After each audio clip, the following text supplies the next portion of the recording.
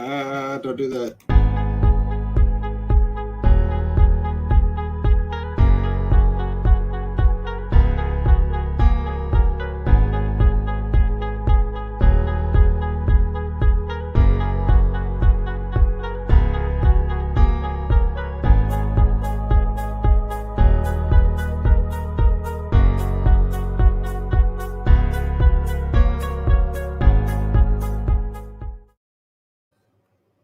Hello and welcome to Flick-N-Reel, your friendly neighborhood fancast. We are your source for news, reviews, and daily discourse.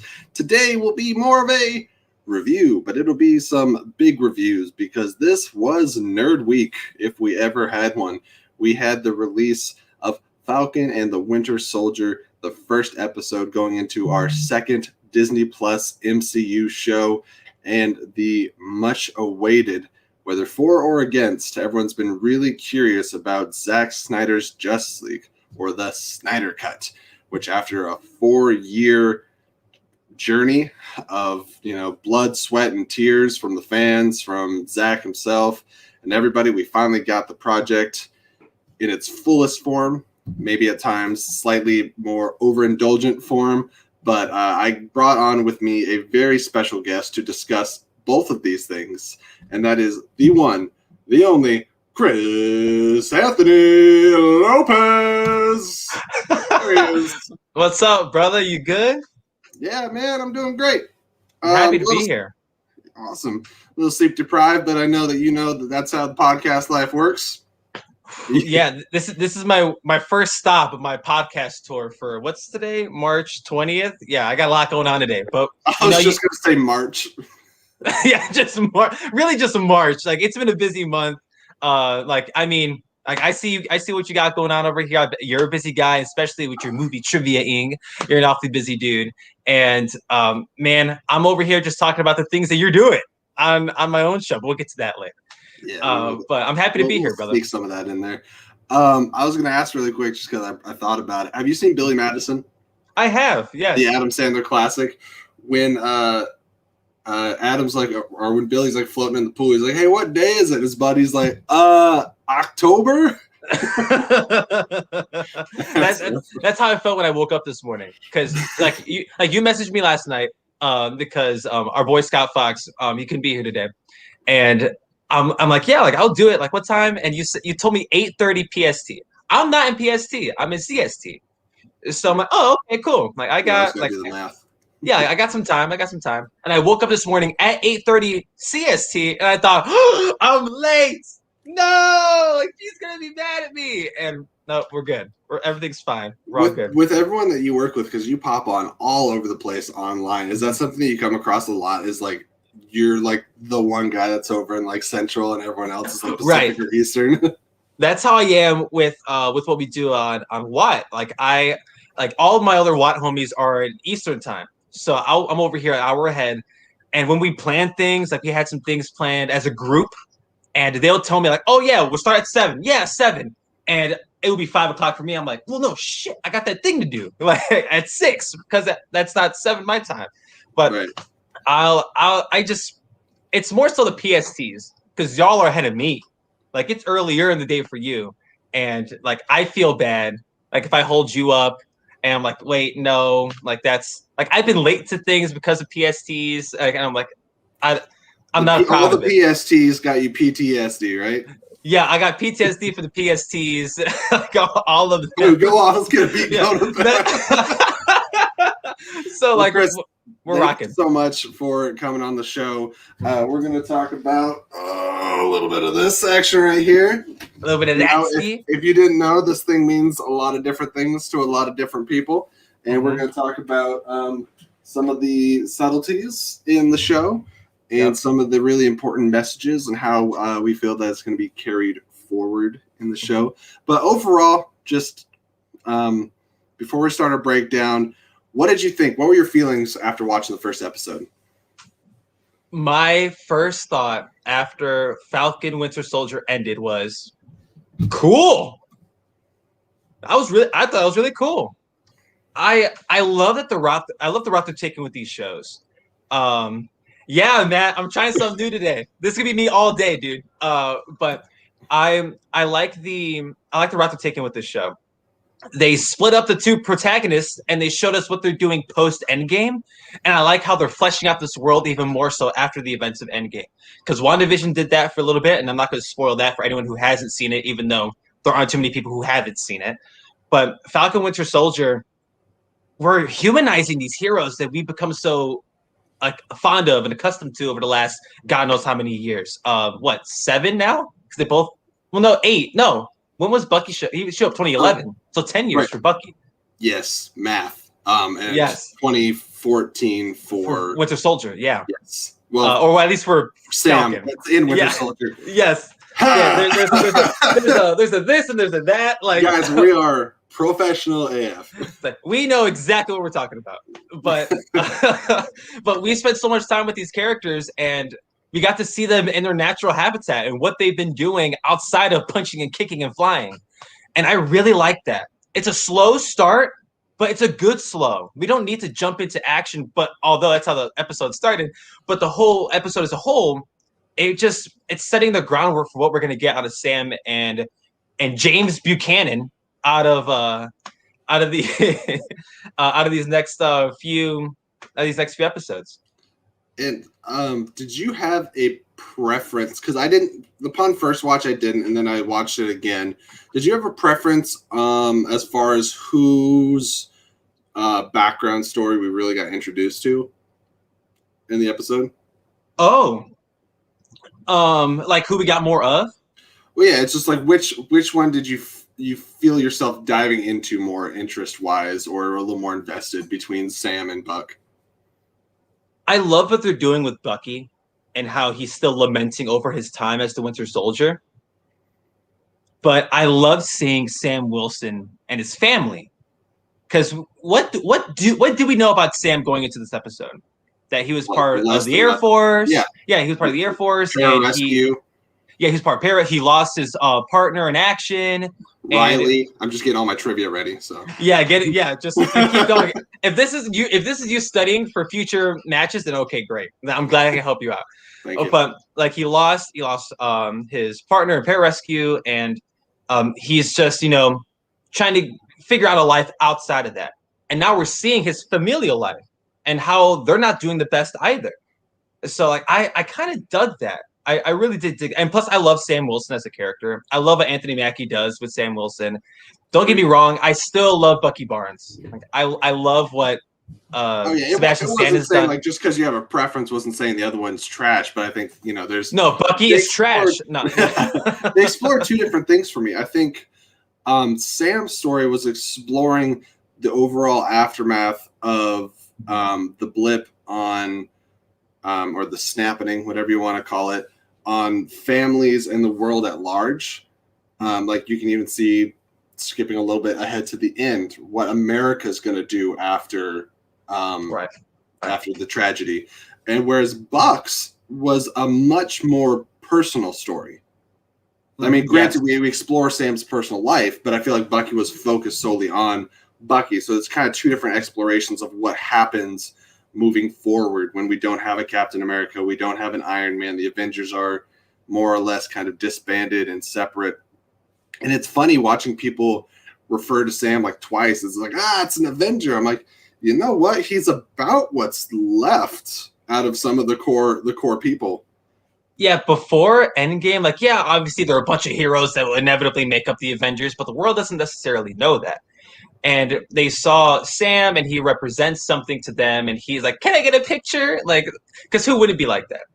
But the stuff with Bucky, just as bad as the kids at that little restaurant in Endgame.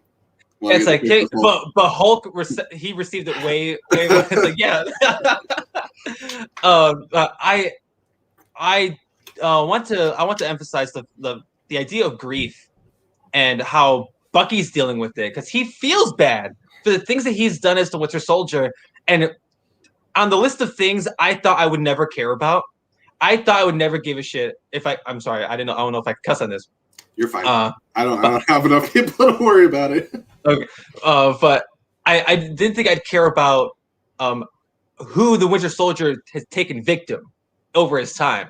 I thought I would never care about that, but this episode somehow, some way, made me care about it by using this older man. Yeah, Yuri. I really wanted to talk about that because that upon second watch, because I was multitasking real bad the first time I watched it. I was trying to spin like 12 plates at a time. So this time I got to kind of sit and focus on it. And having Yuri was a little bit of a standout because you don't realize why you're getting this flashback early on, other than just to show that Bucky's, has some regrettable memories and he's got nightmares that haunt him. Right. But we see that this guy that was just a casualty of wrong place, wrong time. It was in the warpath of the Winter Soldier when Bucky, after being encouraged by a psychiatrist, is seeking amends and seeking to try to alleviate some of the grief and the guilt that he feels. He's going through this list of names, and he finds the father of the guy that he murdered essentially in cold blood. And once that hits you and you realize what's going on and why he's spending so much time with this guy, it sucks, man. Like, you feel awful, and it's like, it's hard. Like, you feel bad for Bucky, but at the same time, it's such a conflicting feeling. It's kind of like when you find out that Bucky killed the Starks. It's like, oh man, I feel so bad for Bucky, but I also feel horrible for Tony. Like, it's nobody's fault, really. And just exploring that, and I'm here for it. I have time, and I'm glad this episode's a little bit longer. Like, without credits, it runs about 40 minutes, which is longer than some of the WandaVision episodes. And it's like the second longest MCU show length, besides the WandaVision finale. Yeah, and I think that I have time for it. I'm here for the character exploration, and I think WandaVision did that too. They did a lot of character exploration before they really started taking off with what the series was doing. And I think for two characters that haven't been explored as much, that's really important. Like, to piggyback off of what you said, it was, again, and like, these people are human beings.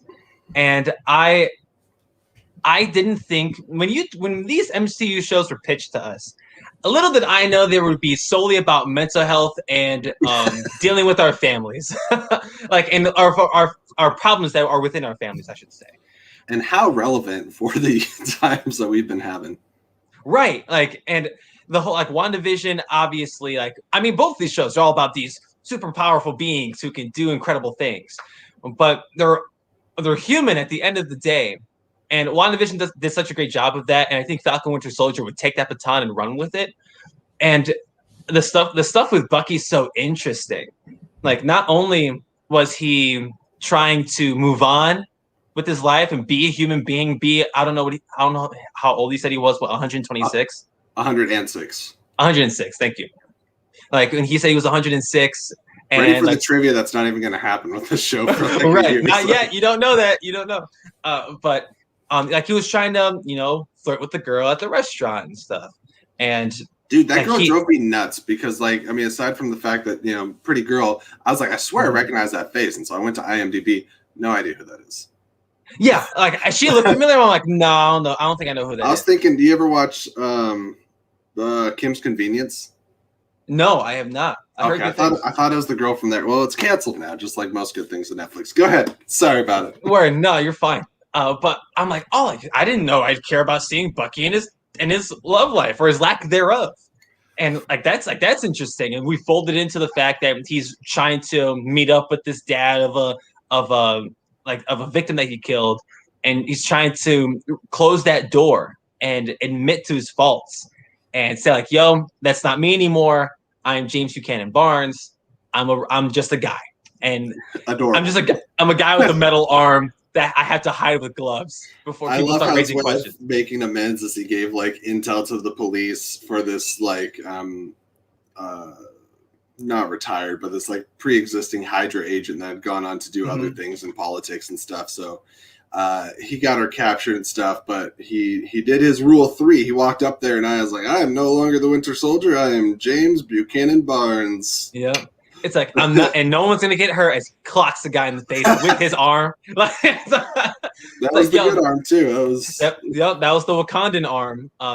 And like this episode did such a great job of fleshing out Bucky, but to me, like Sam Wilson was the standout of this. If I had to pick one, to be Sam, because like he was like a B-list Avenger. It's no secret, and seeing what he's been doing ever since, helping out the military, the U.S. military, I guess, with this Falcon stuff, and just him as a pseudo celebrity, and we got to see that spotlight because people didn't know who Bucky Barnes was, or at least for the good reasons.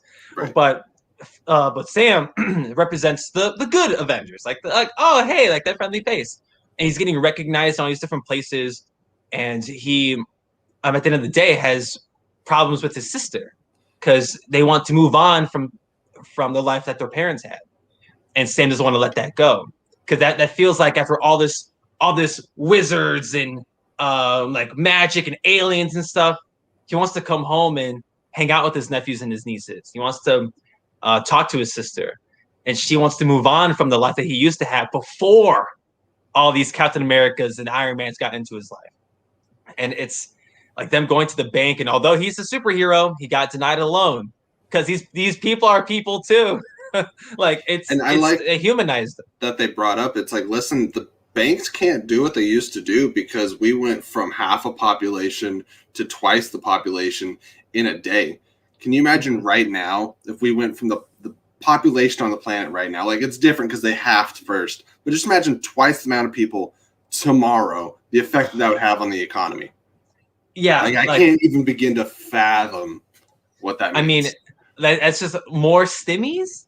Like I don't know. Like your stimmies are like a nickel, though. right. Like it wouldn't be that much of a stimmy. But no, like I that's the thing. Like we're further, like the WandaVision scene with Monica waking up in a hospital. That's something we didn't see with the blips in Spider-Man. Like we saw kids popping up in gyms and at band practice, but it wasn't at a hospital where things are like where people are disappearing or they disappeared and now their loved ones have passed on since then, or people are reappearing and are they sick still? Who knows? But that's the thing. And now we're seeing how it affects the financial world, and we're going to see how this affects other shows going forward. But damn, just the little things that can be looked at on a big scale, they rock my world, especially that, like what you just said, like the whole world popped up in a day. The rest of the world popped up in a day. Is this your official name? Is that Chris Marv Anthony Lopez? It's I think for the sake of this, it would be Chris Falcon and Winter Soldier Anthony Lopez. That's how do you say that?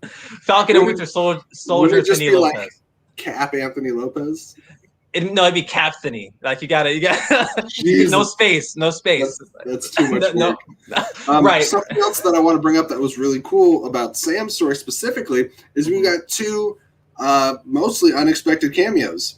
We got George St. Pierre back as Batroc. Yeah, damn right. We got Don Cheadle back as James Rhodey Rhodes, and I heard both of them would be in the show.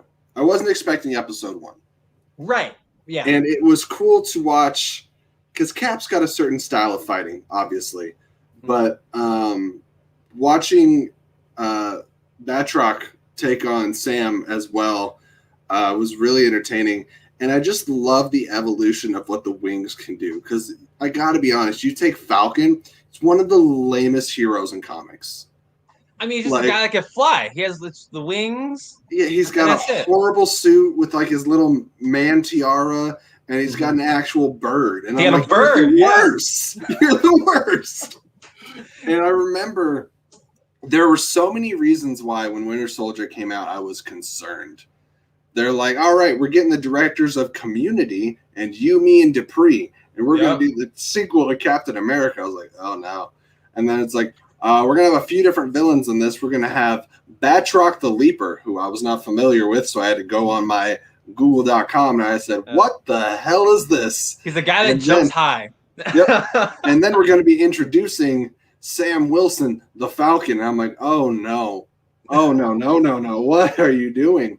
Mm-hmm. Lo and behold, the Winter Soldier, it goes back and forth between being my number one comic book movie of all time. Woo! So, and like definitely my favorite Marvel movie. So that's I second that notion. Like if you were to ask me to rank the MCU right now, I'd be able to give you Winter Soldier, Winter Soldier at the top, and everything else I'd be like, like I don't know. But Winter Soldier for sure is my number one. Like I've seen that movie so many times. I love it so much. And the introduction of Falcon, yes, you're correct. He's pretty lame. If you boil down the character, I know they've done cooler stuff with him recently. I mean, he was Captain America in the comics, and he became a werewolf, which was awesome, by the way.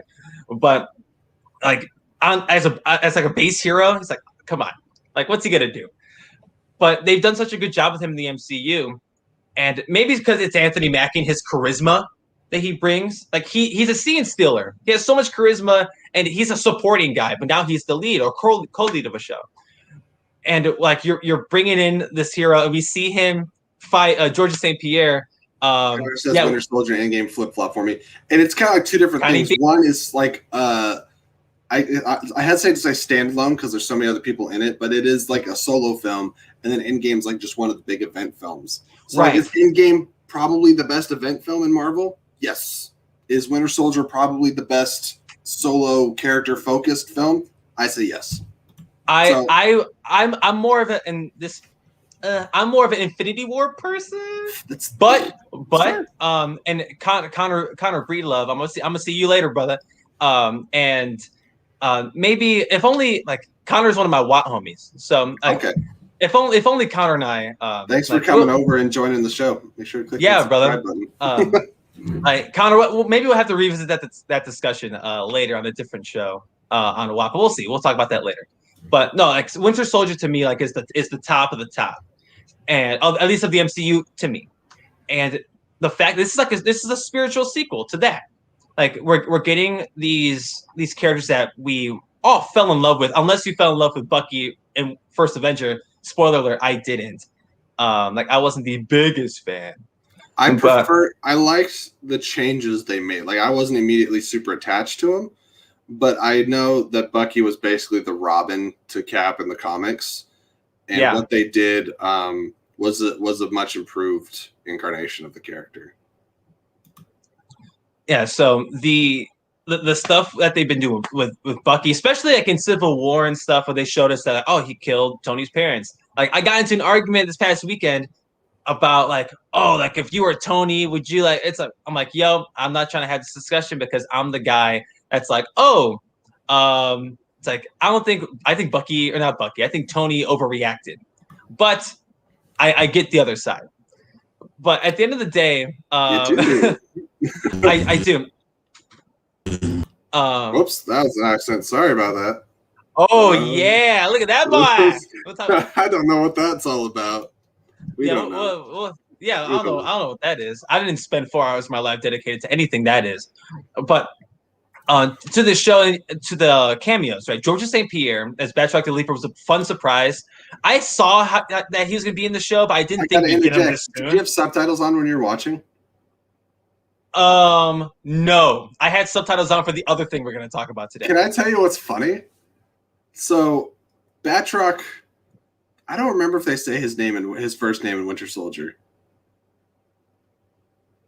It's not George, is it? George's? I think it's Georges St. Pierre. Oh, it actually. No, I know, but I mean, no, like the actor / fighter, like that guy.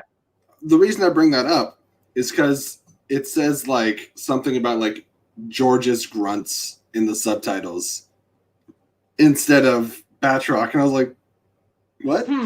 That's why I was like, what's Batroc's first name? Right. It's like, I don't know if that maybe they just gave him a first name and just happened to be George's, like the fighter, but hey, it is what it is. But I love seeing Rhodey in this too. It was a lot of fun seeing him. And he was there for an important discussion. He was the one to finally address. Well, I mean, not finally, because we go from last time we saw Sam, he was being handed the shield, and then this first episode is handing the shield off, which was both painful to see, but it felt appropriate. The reasons were valid, and he thought that it was like the best way to, one, not really have like controversy, but two, also to honor Steve by being like, listen, this is Steve's legacy, and who am I to carry that on? But because we're gonna start wrapping up the conversation on this episode, as governments do, they spat on the respect that Sam gave to Steve, and Sam said basically nobody should replace Steve Rogers as Captain America, which is something that came from the Don Cheadle or the Rhodey conversation, where he's like, listen, there was 70 years without a shield and without Cap. I think the world will be all right. But America decided that they won't be all right, and that they need a symbol, and that they are going to. I mean, if you're following the show at all, you know that this was going to happen. That we were going to get U.S. Agent played by Wyatt Russell, and we get our first glimpse at him. And something I'm seeing like kind of trending on Twitter is, man, does he have a punchable face? He sure does. Oh my God. Okay, so I mean, I have plenty of thought about this, and I kind of. I want to end the discussion on that, if that's okay with you, because we did get like a little bit of a tease for like we're having another terrorist group we got to worry about. Oh yeah, I should have been talking about Flag Smashers. My gosh, I guess we focused on the Cap stuff a lot. Right, and we do have our introduction to Flag Smashers and Lieutenant Torres, who's a character I'm looking forward to seeing more. Like we got to see like another big like little terrorist group, and apparently they're super powered or super juiced. That's like my only question right now after watching this episode is like, what's the deal with the Flag Smashers? Like, I'm sure we'll learn more about like the U.S. agent, but because they seem to be exuding super soldier-ness, and where does that come from? Exactly, and I'm just we only saw them for a little bit, so I'm not gonna start making all these assumptions, because if WandaVision taught me anything, is that I'm wrong 100% of the time. And I got a theory. Red hand on the mask is Mephisto their leader. Like, wait, like the bank teller is Mephisto. Kidding. Yeah. But no, I'm curious to see where this goes. I know we saw them in the trailer, and they're going to be fighting with our heroes in this series. So we'll see. But as of right now, I'm curious.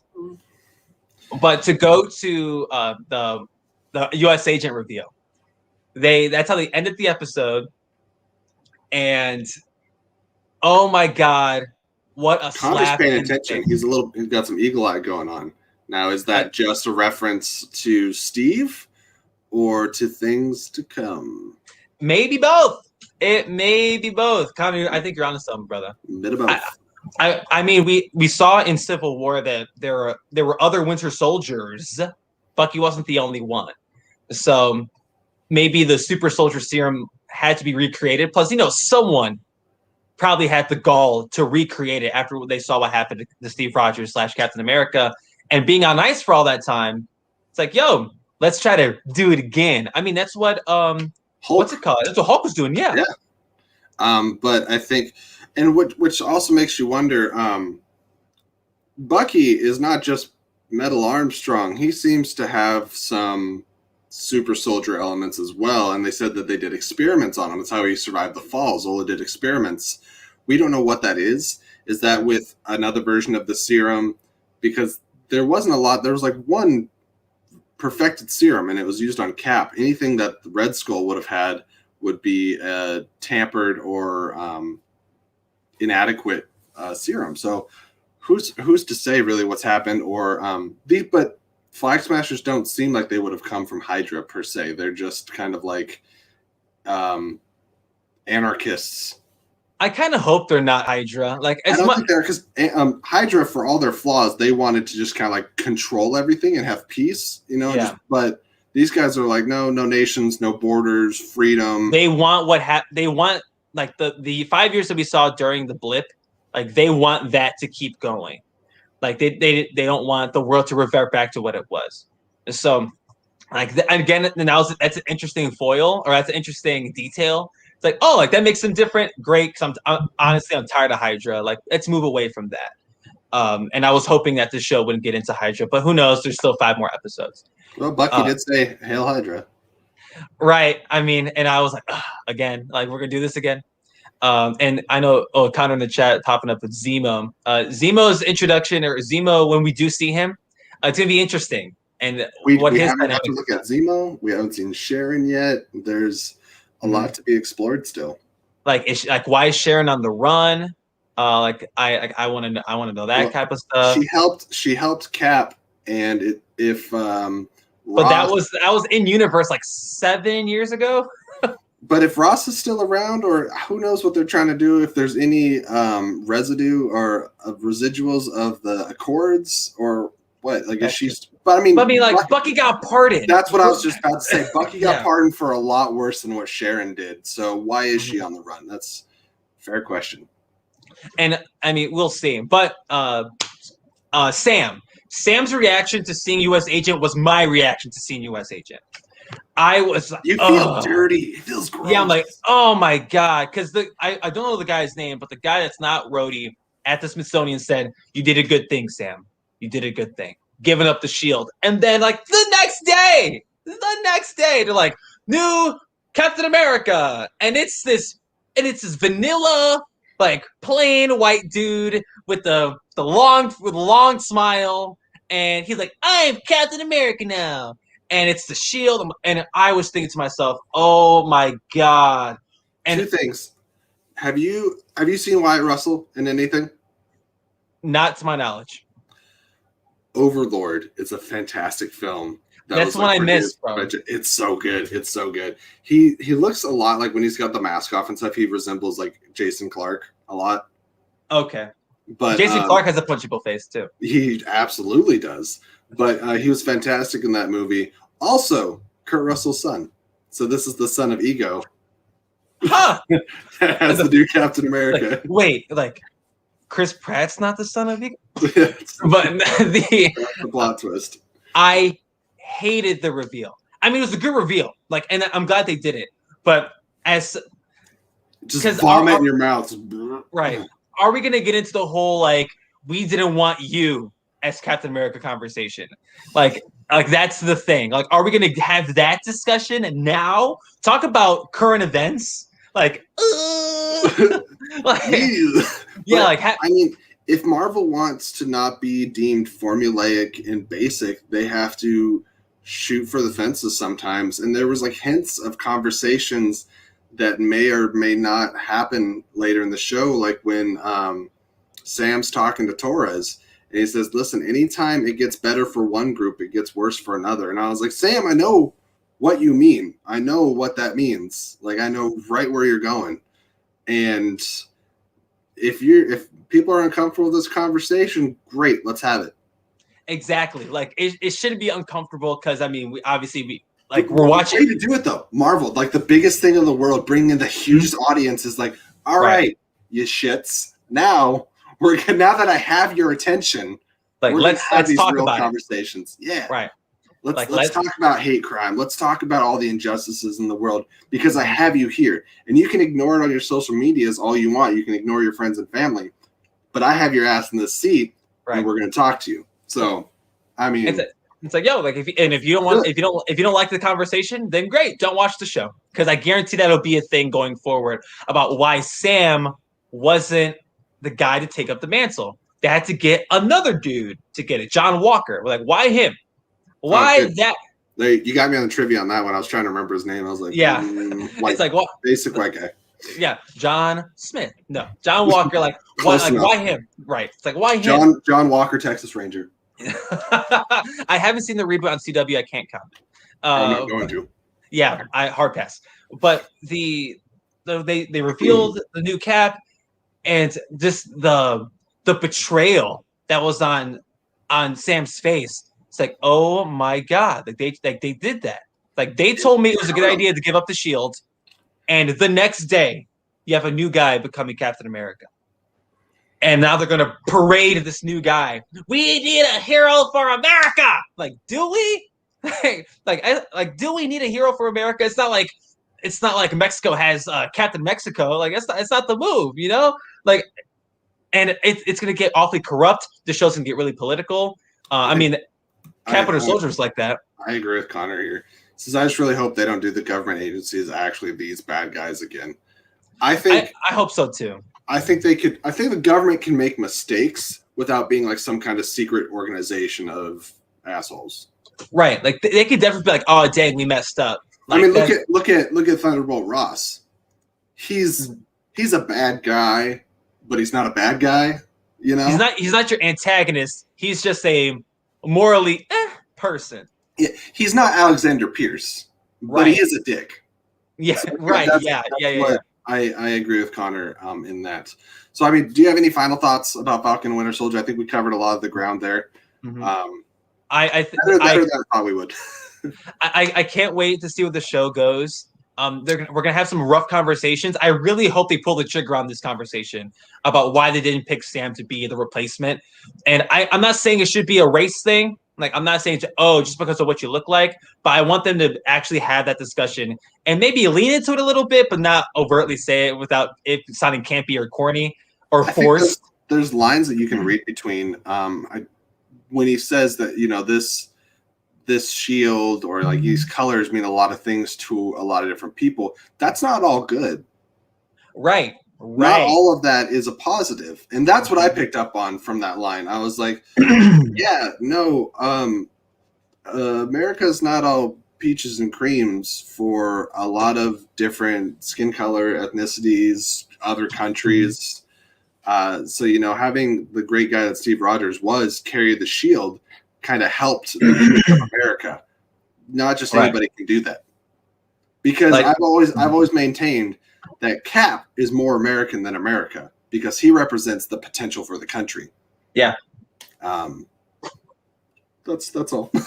Yeah, no, this show's gonna rule. And I don't think we mentioned it, but there's a kick-ass flight action sequence in the beginning with Sam and just showing where all the money's going. He straight up Mortal Kombat scorpioned a guy out of a plane. He just went like, ripped him out and cut the cord, and I was like, yeah, let's go. Batrock's still around. He didn't die. I bet we'll see him again in this show. I can't wait to see Zemo, the Flag Smashers. I'm super curious. And the relationships between the characters and their families or their victims' families and between each other. I can't wait to see Bucky and Sam get together, however they do so. Yes. All right. Well, we are going to roll into talking about a little something right here. Wait, is it popping up? It's supposed to pop up. We're experiencing slowdown. Yeah! What's this stuff? Is it playing for you? It is. I see. Yep, it's playing. All right, whatever. I was just going to play this for a second to be an introduction, but it doesn't really want to play well. All right. Regardless. So, 4 years after the initial release of the Justice League in 2017, we have Zack Snyder's Justice League. Now, before we just dive into like, wow, what were your thoughts during this journey from what we got in theaters? What you think of the theatrical version? Yeah. Continue. I'm listening.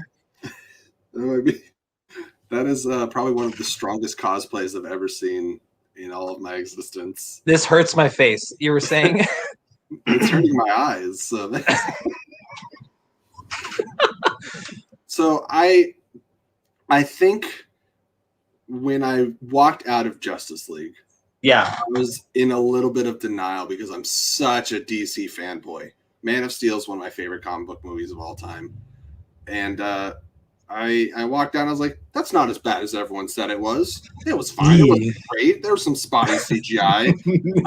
There was some things that seemed a little chopped up, but I mean, it was fine." And then, you know, after listening to a lot of people rewatching some of the trailers when Zack Snyder was still in charge, you're like, "Oh, we missed something. We missed a lot."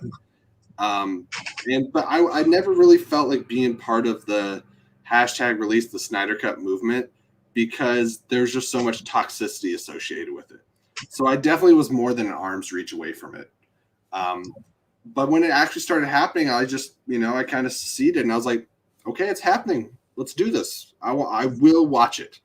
I'm not gonna, you know, boom all over the place, but like, I'm curious.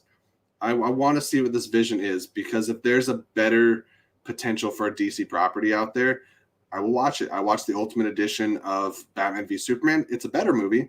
Still a lot of issues, but it is better. Yes. I watched the extra 15 minutes of Suicide Squad, a worse movie somehow. So that's that was fascinating. Yeah. That's why everyone's like, do we release the Ayer cut now? I said, absolutely not. It is not the same thing. The follow-ups to this, that's a whole different conversation that we could have. Or the potential follow-ups. Yeah. But just to give you, I can't do this. To give you an idea, to give you an idea of what I am, of what I was feeling. I love Man of Steel too. I love it. I think it's great. Bless you, sir. I'm man of taste. Batman v Superman. I remember watching it the first time in the theater and thinking, "Oh yeah," and then watching it again, being like, "Oh yeah." Yeah. The theatrical cut had me fucked up a little bit because I was so amped for it that I paid for 2 back-to-back tickets on opening night. So I finished, and when the credits first hit, I was like, and then we rolled back into it. I was like, no, some of this is not working for me. Yeah, it's like, wait a second. That's how I was for Suicide Squad. I went with 2 separate groups of people back-to-back days, and the second time I'm sitting there like, oh my god, like what is this? But again, I don't want to lament on that. But the Ultimate Cut to Bat Two Soups, it is a better movie. Dare I say I really like it? Dare I say it? And like, damn it! Besides the why did you say that name? I really dig that movie, and I like Jesse Eisenberg as Luthor. Sue me with your Falcon bank loans. So with Zack Snyder's Justice League, or with Justice League, I went to go see it with some buddies in college, and we walked out the theater like, okay, that happened. Like, okay. And I found myself being beyond disappointed. Like, just beyond disappointed. Like, ooh, nice. Ooh, look at that. Yeah, we gotta go black for that. I mean, we didn't watch the all black and white version, but I just feel like it's very in line with. Yeah, I dig the aesthetic, but I was just so disappointed by Justice League. So I'm like, you know what? Connor, it is what it is. Spoilers.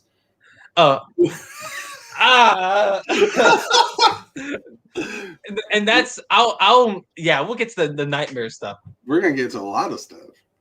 But the Zack Snyder the Snyder cut was something I thought wasn't real for years. I thought it just fed to the toxicity of fandoms, and it still does. Let's not get it twisted. Just because the movie came out, it's still awfully toxic. I'm really tiptoeing because I'm like, listen, I loved this movie. I really did, but like, I don't want to be one of them. So like, I'm trying to like pop in every now and then. Like, yeah, it was. I wish we got this first. And just trying to have like real casual conversations with people. And then everyone's like, oh, hashtag restore the Snyderverse, F Warner Brothers, blah, blah, blah, all this stuff. This is why DC's better than Marvel. And I'm just like, and this is why we can't have nice things. This is why we can't have nice things. Yes, Chris. So I when I found out this movie was happening, I'm like, oh my God, they did it. And I thought it was the worst thing to happen to fandoms because they felt validated. Right. This is the conversation that I keep having with my fiance because she refuses to watch the movie. One, she hated the theatrical cut. I mean, I did too, but she hated it. Don't blame her. And she's just like, I don't support the toxic fandom that made this happen. And I was like, totally get it. Yeah, I get it too. And I'm trying to say, like, I watched it and I was trying to be like, some of her biggest problems that she rightfully, because of, Sucker Punch, she assumed that these problems she had with the movie were from Zack. And it was like all the upskirt shots, all the sexualization of Wonder Woman and the Amazons, some of the worst jokes and stuff. She's like, this is all Zack. And I watched the movie. I'm like, honey, it wasn't. There's a problem with not liking that. I shouldn't say it's not a problem. There's not a problem with not liking Zack Snyder's filmmaking. Totally get it. I'm not a Zack Snyder fan. Like, I'll be the first one to admit it. So far, I've loved, not counting this, I've loved one of his movies and liked another one. The rest is pretty much a wash for me. I love Man of Steel and I like Watchmen. And then, after that, I'm like, yeah. Like, it's Zack Snyder's just not my kind of filmmaker. Oh, and BBS, I also like. And yes, like besides the DC stuff, I'm not the biggest Zack Snyder guy. Even Watchmen, I like Watchmen. I haven't seen it in a while, but I liked it. But with this one, and with compared to the theatrical cut, I mean, obviously it's twice as long, and it's all Zack Snyder's movie, for better or for worse. He forgoed payment to have 100% control of this movie, and boy, did it show! It definitely showed. Going into this, I was scared. I was scared that it was going to be fantastic, and that people would further be validated into like, we were right the whole time. Can I be honest with you? I think that was going to be the result one way or the other. This could have been worse than the theatrical cut, and I think the Snyder bots were still going to push it roughly as hard as they are right now.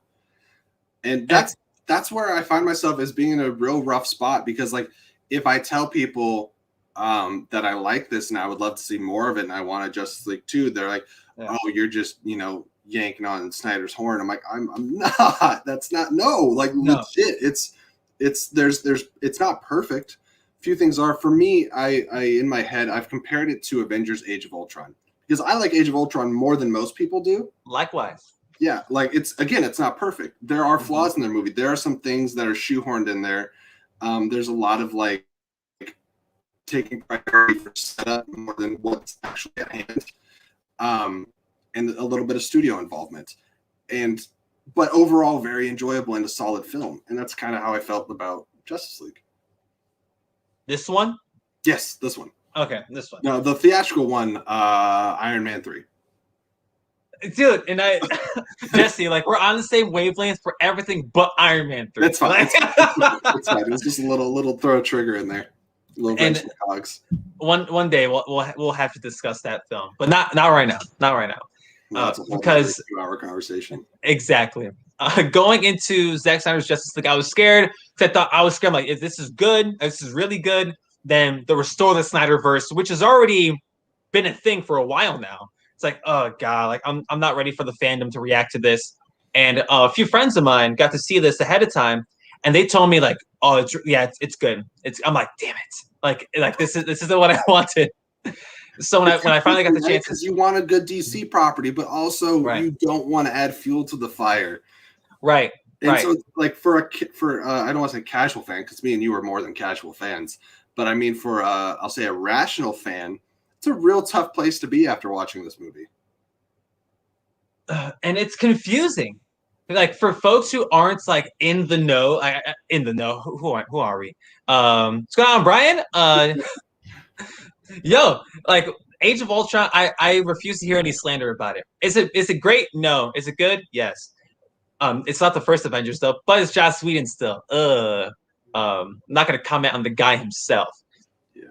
But going like this movie, it represented a lot of things that are outside of Zack Snyder's control. At no point was he saying like, "Oh, fans, go out and preach my name. Get this movie made." And I mean, he did a little bit of that. Doing it, like he did a little bit of that, but he wasn't out here. Like he wasn't feeding the toxicity. He was just asking fans to counter that a little bit. And if he was, that I just don't know. I'm not defending him. I just don't know. I feel conflicted about Zack, because sometimes I want to support him and be like, I hope your true vision comes out. But then he does egg people on a little bit. And then like when a critic is like, why would I want to watch a 4-hour version of the exact same movie or whatever? And then he like shoots back at him and he's like, that was a Saturday morning cartoon. And then if that's what you're into, this movie's for adults. It's not for you. If we look back at that movie, it's the shell of what this movie was. Like it's like the storyline's the same. Yeah, and Shell is generous. Like the plot is the same. I gotta agree with Brian. He hasn't been as toxic as the Snyder bots, as I've called them, have been, but he's definitely done a little bit of kindling, a little poking. And if he has, I just hadn't seen it. I know he's already talking like, let's get another one going, and I'm just like, oh god, okay, like let's cool it a little bit. But in regards to this movie, like maybe we can actually start talking about the movie now. Yeah, I was about to say, we've talked about outside the movie, but it's just, how do you cram? It's like, I'm trying to get like in roughly an hour or so a 4-year journey of drama and a 4-hour film into a conversation. Maybe I bit off a little more than I can chew, but I think I'm right with you. Let's get into talking about the movie. And we're not going to go, scene for scene, but I do want to start with the intro because the intro is significantly different. Yes. One thing oh my God, in the theatrical cut that I thought was Snyder because it felt very a la Watchmen with the Everybody Knows song and all the slow motion showing kind of like what happened after we lost Superman. They also had the cell phone footage, which was clearly Joss Whedon. And then, we don't talk about that. We don't have horse mouth anymore. But the two intro comparisons are the slow-mo kind of Watchmen edit type thing, and then this, which is we've heard Jesse Eisenberg's Lex Luthor say that the bell's been rung and everyone has heard that the god is dead. We saw the visualization of that. Is it a little on the nose? Not very subtle, maybe, but you know what? It was epic.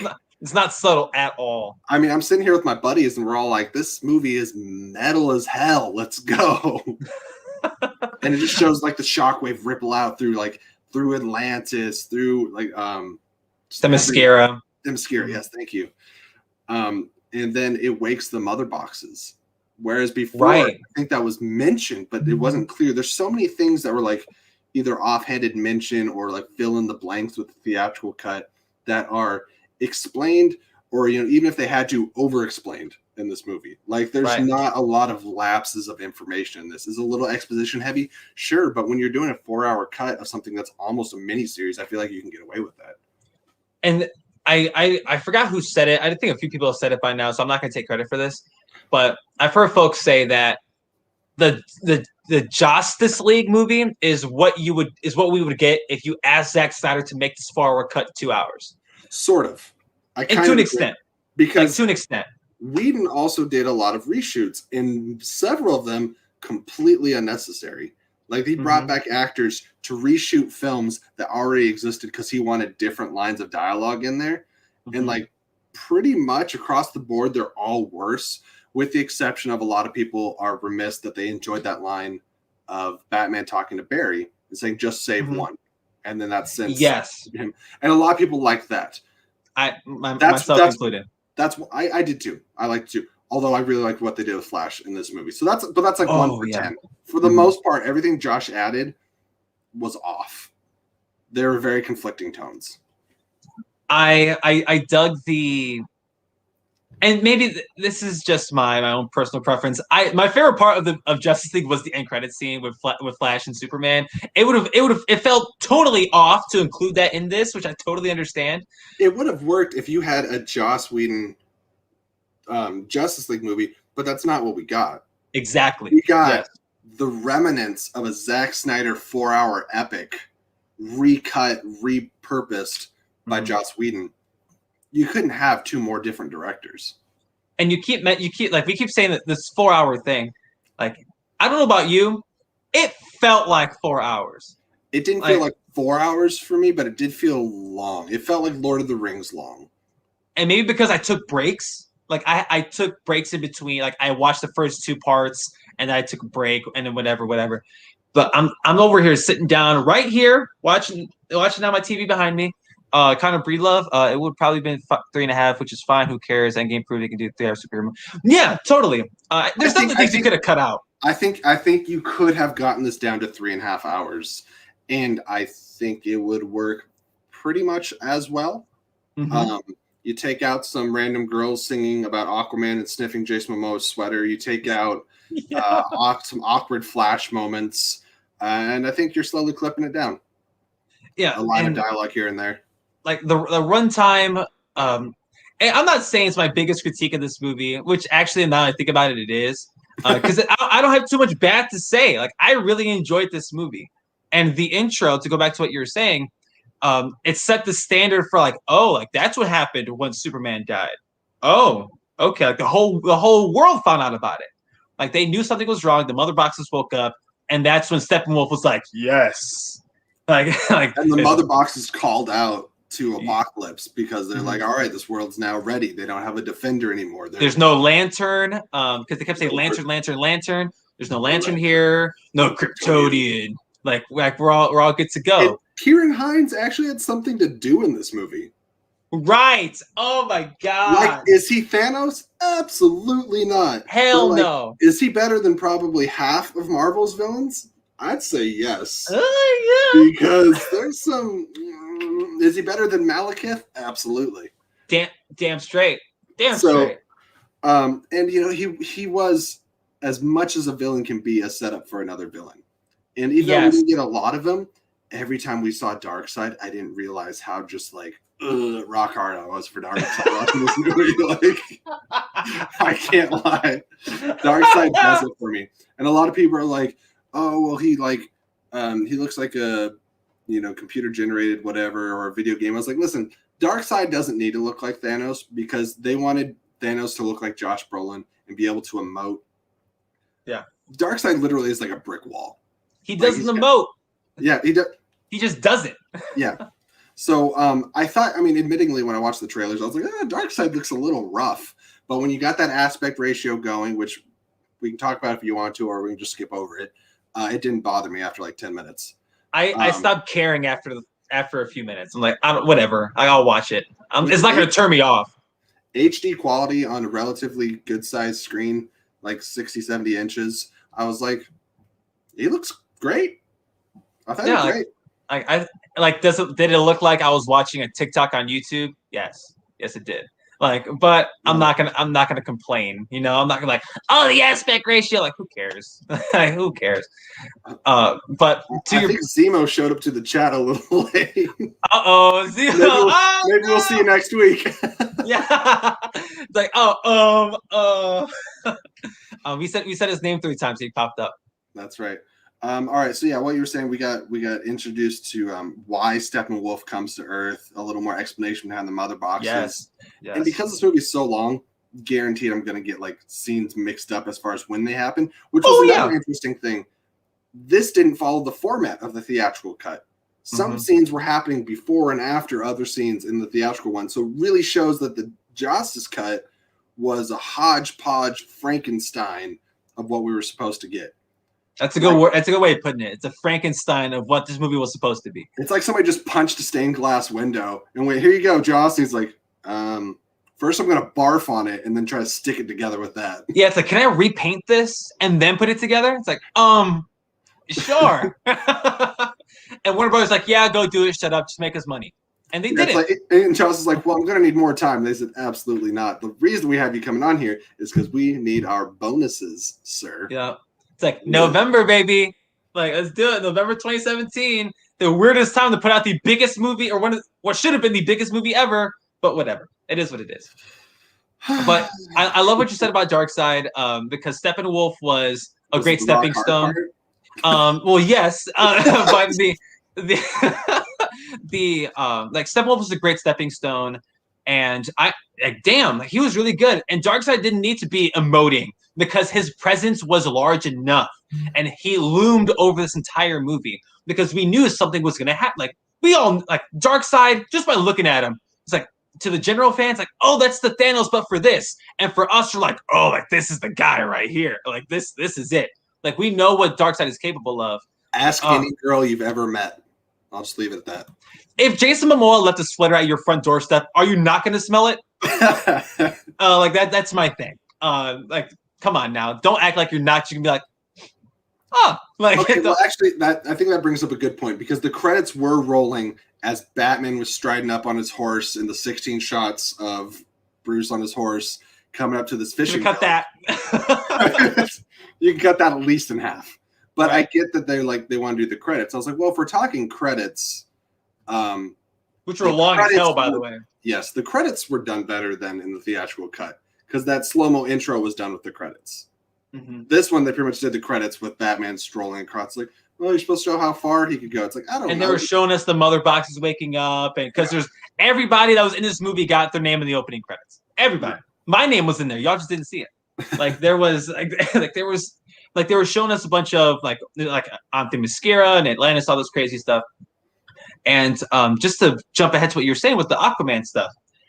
Aquaman, I really dig the movie. I only saw the one time. I thought once was enough at the time. I had to revisit it, admittedly, but I love what they did. I wish we got this in 2017 before this movie came out. Are you talking about revisiting the 2017 movie? No. When did Aquaman come on? 18? Oh, the Aquaman movie. Okay. I thought you meant Aquaman. Revisit the Justice No. League. Why would you do that? Yeah, I'm good. I saw it twice. Twice is enough. Well, speaking of that, this movie sets up that Aquaman much better than the theatrical cut did. Yes. And that's why I wish that we got all this, because we got to spend more time with Aquaman in that town. And this, I don't know, like, I didn't watch Justice League before this. I maybe should have. I didn't want to, but like it felt like all this just felt new. It felt refreshing, and it felt like I was being reintroduced to Aquaman. Almost that whole fishing scene was reshot for some reason, because if you go back and watch it, Ben has a different beard that looks glued on. That's probably what it was. Yeah, but like this is like all the original shots, and so it looks crisp. I kept saying that when we were doing our watch along. It looks crisp. It looks clean. Like it looks better. Just like overall a lot better. And yeah, so I could have done without the fishing girls singing to Aquaman as he disappears into the water, taking his shirt off. Yeah. I believe. Do we go from there to then getting our first look at Willem Dafoe in this movie? Yeah, seeing Volko again, which is cool because we got he was cast in this movie before Aquaman, just like Amber Heard was. Which that accent, dude. If we're talking about things that don't work, I mean, Amber Heard was always a weak choice for Mira, and I have such a hard time because I have so many friends, or like even my fiance, that when it comes to Aquaman, they're like just, no pun intended, but surface level fans. They don't know a lot about Mira, and I'm like, Mira's such a great character, and they're like, ew, gross, no, Amber Heard, and I'm like, do better. Like there's a lot of people online that are like, cast Emilia Clarke or something. I'm like, yes, cast an actress that can act to do this role. Cast an actress. Like, period. Like, no, and Amber Heard, like, let's be real, we know why they casted her. Like she's a pretty face, and she's a Michael Bay casting. Right. It's like, okay, like I totally get it. But I didn't like the accent. Visually, like costume, wig, whatever, she looked better in this than she did in Aquaman. Yes. She did like sound better, but she she like that was a great. I wonder who gave her that. I wonder if she was like, Zack, I had this great idea, and he was like, oh yeah, sure, do it. I got three other hours to plan out that you're not in, so I think it'd be all right. So like that, have Atlanteans sound regal, and then James Wan's like, we don't need that, and we don't need air. No, we don't. They did Aquaman so much better in this movie compared to the first Justice League, but that is almost across the board. Like I think everybody got their due, especially the characters that we were introduced to with Aquaman, Flash, and Cyborg. Like those. What a concept to be like, hey, we got a few new characters. I mean, at that point, Aquaman was a new character too. Yeah. So it's like we got Aquaman, Cyborg, and Flash. We haven't met these characters other than an email and BVS. Mm-hmm. So let's go into that and let's spend time going into it, because they want to do things differently from Marvel, but you got to make up that time somewhere.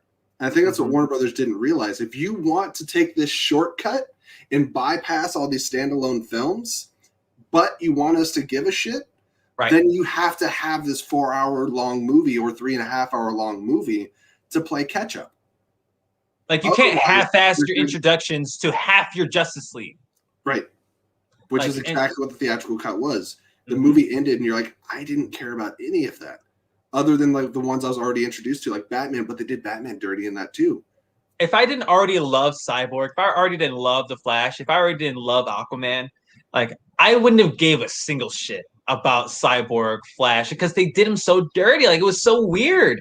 And now like we got to spend so much more time with these characters, especially Cyborg and the Flash, who needed them, because like Aquaman, like it's Aquaman's already a hard sell. And I think James Wan's Aquaman did such a better job, or really did a better job of bringing the character into the forefront. But the Flash, it's like, we had the CW Flash that people are already poo-pooing on, but like Ezra Miller, besides his personal life, I thought it was a good casting for the character. And I don't like the casting, but I felt like the Snyder cut improved on the presentation of the character. Yeah. Where I liked him more because not that Ezra's a bad actor at all, but I keep feeling like they're missing Barry Allen. Like, kind of, there's always elements of it. And I like that they're like, oh, well, he's just, awkward and quirky. I was like, it's not really Barry Allen. I'm like, you can find a character to do that too, but he's fast talking, smart, and witty. And they got the fast talking part, but not so much the smart and witty. Yeah. Yeah. If almost I can like combine the two versions of the character we got right now, like in Ezra and Grant Gustin, like, and just plop them together and dye their hair. Like like super blonde. Like I'd be cool with that. Or red if you want to do Wally. Doesn't matter. Yeah. But I thought the Flash in this movie, the Flash is my favorite part. Like, don't get me started on Gingergate, by the way. The fact that every time there's a ginger character that's supposed to be coming out of comics, and they either like race bend or gender bend or do whatever, and they keep eliminating every single ginger character from the comics. Is this a thing? Like, bro, like when this is over at some time today, just like message me Gingergate, and I'll give you a list of like 10 times that it's happened. Oh my god! I'm very upset about it. Oh, I mean, I didn't know this was a thing. Oh my god! But if I look back at this movie, all my favorite parts have the Flash in them, and he's the crux of that scene. Whether it's the stuff at the end, which I know we'll get to, the stuff in Central City. Seeing the entering Central City sign, I'm like, that's awesome. Like this is really cool. Like, we're spending time in Central City with awkward Flash or awkward Barry, and we meet Iris West, which did they say her name? I don't think so. They didn't. And one of my problems with this is so while we're talking about the Flash, we will talk about this slow-mo scene. When we talk about things, you could speed up some slow-mo, get rid of some slow-mo, or just cut some slow-mo out, and you would quickly cut that runtime back. Listen, so much of the slow-mo stuff I honestly didn't have a problem with. But there was points where I was like, unnecessary. There's a lot of action stuff where I was like, this is cool. Because like at the end when you have the Batmobile doing everything's going like 200 miles per hour, and occasionally it slows down for a second so you can appreciate a shot, and then it goes back into the fast motion or Wonder Woman stuff. Cool. Regardless, no, they did not say Iris West's name. And my problem is when you're thinking about the general audience, these they don't know who Iris West is. Right. So Barry just comes across a creep. We have. So I do like that they showed that Barry's going through rough times, and to try to support his dad and get the money to bail his dad out, or to go to. He already went to college, right? I think he's trying to pay for his criminology degree. Yes, you are absolutely correct. And so he's trying to balance all these different jobs and stuff. And so he's applying to work at is it a pet store or dog walking, something like that? Yeah. And then he sees a beautiful girl walk out. They have a awkwardly long, lingering stare, and then she gets in her car. And then you have the worst driver I've ever seen in a movie, because who has drops a sandwich in the middle of the city and just looks at the floor for 30 seconds nonstop. How'd you not get to a wreck before that? Like that's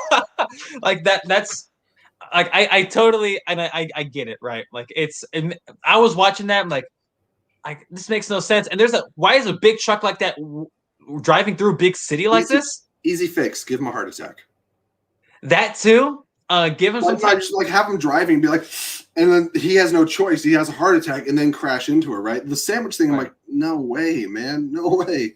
So he crashes into Iris's car as she's leaving, and she gets flipped up into the air. So I guess she wasn't wearing a seatbelt. Is that?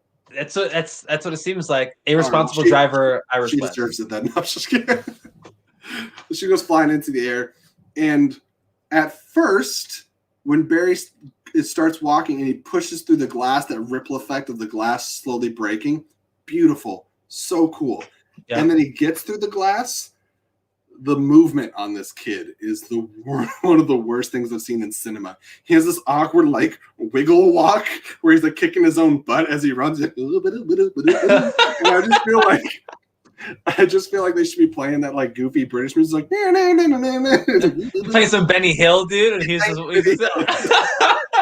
I was like, this is rough to watch. But then when he finally gets up to her and he slides and you see like all the like concrete get tore up, I was like, this is really cool. Visually, this is cool. He just can't run to save his life, which, I mean, it's Barry Allen. It's not like it's important that he knows how to run, right? I think it's better than like on a CW where it's just like it's him going like this, like just. Well, you talk about finding a middle ground, right? And I bet they'll do it with Andy Muschietti's version of that character or the same character. James Wan figured out how to do talking underwater. I'm sure that Andy Muschietti will figure out. Yeah, the air bubbles, that's something I still didn't like. I don't like that choice of the air pockets. Like, why can't they just talk? Like that's, but it is what it is. This is 4 years old and there's a lot of things that hadn't happened yet, but right. And I'm like, well, like the next year, James Wan's like, they're just gonna talk. Like, not the like, no. But with this, Mira did something I've been wanting to see. We'll get to it, but she did something I've been wanting to see from the comics real bad. I actually know what you're talking about. Like that's we'll get back to that. Okay, but so hot dogs. Yeah, my man was running. Like I like that he first of all he tore through his shoes. It's like that. Like, oh my god! Like you would think we cannot forget about that hot dog. Because we all had the same question. Like, what the hell? Like, it's like, what are you doing? Like, he like slips it into his pocket. I'm like, what? Yeah, I'm like, what the hell? And it's just like this image of like, you know, beautiful Kiersey Clemons like just floating in the air and he's reaching up. Don't caress her, man. Stop that. That's weird. Please. That was weird. Stop. And then it's like I get it. She's pretty, but come on. She's surrounded by like, all these like floating wieners, and I'm just like, I feel like I've seen this somewhere and it didn't end well. I was scared. I'm like, where is this gonna go? Because if something weird would have happened, I'm like, I'm out. Like, I'm turning the movie off. I'm done. And I would thankfully feel a little bit different about Zack Snyder. Right. It's like thankfully nothing too weird happened. Just like, you know, boop, boop, like that. And I'm like, okay, I can rock with this. And like how he moves her and the whole like the car tumbles, explodes and stuff. I like that they cut the sound out for that. Like it just finally exploded in the background because the focus. Exactly. This was probably one of the most ham-fisted scenes and elements of it. They're like, we have to set up, because this is setting up like every preceding movie, and like we have to set up the Flash movie. He loves Iris. That's a big part of his life. So let's get that going. And like, it wasn't earned. It wasn't explained. It was for the sake of introducing the character without saying her name. Right. If you're going to introduce the character, right? Otherwise, it's just a pretty girl that he saved very dramatically. Exactly. And I'm over here like, I don't get me wrong. Like for all the we can nitpick this. Like I love this scene regardless because I'm aware. Like we know who that is, and I'm over here like I love the Flash. I like Barry Allen's one of my favorite characters in comics, and his relationship with Iris is awfully important. And it, again, tying back into the conversation with Falcon Winter Soldier, I love that they kept Iris a person of color. I love that Iris is a black girl. Like I really do, because I like Candice Patton on CW, and I like Kiersey Clemons in this. So I will say though, I think if I'm not mistaken, I believe Iris is a redhead in the comics as well. So I'm gonna just write that. like, damn it! Like I'm totally with you though. Like I don't know what it is, but sometimes they want to change like the race or something about a character. I'm like, that seems like a weird choice. And then there's sometimes where I'm like, nope, yep, absolutely do that, because like they did it with Jim Gordon, who is traditionally a bushy mustache white guy, and they got Jeffrey Wright for the Batman. I was like, that's perfect casting. Right. So it's a case by case basis, I think. But with Iris West, I think it works beautifully. Kiersey Clemons is a beautiful woman, and I'm glad that Andy recently announced that she is going to be Iris West, because it sounded like she was not getting brought back. Right. That was the vibe that I've been thinking to myself, because they've been doing all these castings for this movie. Like, they're going to do Supergirl, huh? Like, there'd be all these different Bat. We're letting the wild out right now. It's like all these hot up in here. All these Bat people. Like, what? And like, where's Iris? Because at the core, it's a Flash movie. I want to see flashy things. And like, as cool as all the Batman sounds, cool as Supergirl sounds, I want to see flashy stuff. And I'm glad she's coming back for that one. I think that movie's gonna rule. But the Flash and how they treated him in this movie, they gave him more to do, like, and they fleshed him out a little bit more so than what we got in the original. Did they get rid of that Batman Flash line of dialogue that, like, oh, to be a hero, you gotta save one person? Like, cool. And during that scene, the Flash is just running around, not doing anything. Not anything of note. Like in the corner, like later in the movie, I was dying. Yeah, it was, and it was really cool seeing just how like, and especially that third act or fifth act, sixth act. There's 6 chapters in an epilogue. In the 6th chapter, seeing what Barry was capable of doing, it's like this right here, like I was like the Will Smith meme, like this right here. I did the same thing. Like, this is what we're doing. Like, this is what the Flash should be for the jump. There is some subtlety in this movie, surprisingly, for Zack Snyder, I know, but like there was actually an element of like foreshadowing when they get to, and we're skipping ahead and then I'll go right back. When they get to the resurrection of Superman and they drop I almost said Tesseract, they drop the mother box down into the fluid in the Kryptonian ship, and it hits the water like too early, but he starts running really fast and it like reverses time just by like a split second, goes back up. I was like, oh, here we go. Right. I'm like, damn, like, and Barry, how like the whole trope, how he's late to everything, you know. We got to take the reins of this and just start firing off. He's got to go. I know we have a lot of time left, or it feels like we have a lot of time left, but we got so much stuff to cover. So I want to talk about like the core element of this. The first chunk of this is Bruce and Diana trying to get the team together, going out. We already talked a little bit about Aquaman, the fishing village. But through the discussion of what's happening and Steppenwolf, because we see that Diana saw the flaming arrow that came from the okay, wait, nope. All right, going back. So we're going to talk about the Amazon fight, right? On Themyscira, where Steppenwolf first shows up. That'll lead us through. What an improvement. This might be one of the biggest improvements in the entire movie. I loved it, bro. And Junkie XL coming in hot with this score. Did you see the scores out on Apple Music now? Is it? I was thinking to myself, like, but besides the songs, I didn't like the songs too much in this movie. The score, though. Did you see my tweet? I did a tweet like yesterday, I think. I was like, score 9 out of 10, soundtrack 3 out of 10. I could rock with that. Like I didn't see that, but like I totally agree, because I'm like, yo, like, this is, I don't know, like, I don't like the song choices. I didn't like they just didn't fit in, but the scores though were on 10, and especially during the Amazon fight, dude. Like, it was so cool, and it just felt so much more fleshed out. Almost tribal music, where it's like, ah, and then yes, yes, let's go. It almost turned into like the Mortal Kombat, like, oh yeah, but it was cool. Yeah, and it was epic. But also, you felt the stakes. You felt the desperation of the Amazons. Yes. You felt the tragedy of all the Amazons that sacrificed their lives when they like closed down the dome that the mother box was in with Steppenwolf. The whole cliff collapsed, a la Iron Man 3, and went into the water. And and then you know, even though you know Steppenwolf's coming back, so you feel horrible for Hippolyta, and it was epic, and Steppenwolf was threatening. He didn't look like a PlayStation 1 villain. Granted, yeah, he's 100% CGI. It's not the best CGI, but it's far from the worst thing I've ever seen, which the original Steppenwolf was one of the worst things I've ever seen. It was a vast improvement. Like you mentioned earlier, they gave Steppenwolf something to do. He had a plan. He had motives, and he was if I believe it was Darkseid, like, he was berating him the whole time, like, oh, you're never gonna come back, Steppenwolf, you bitch. And it's like, 500,000 more worlds, and I'm like, damn, man, you got rough. Yeah, you feel like a little bad for Steppenwolf.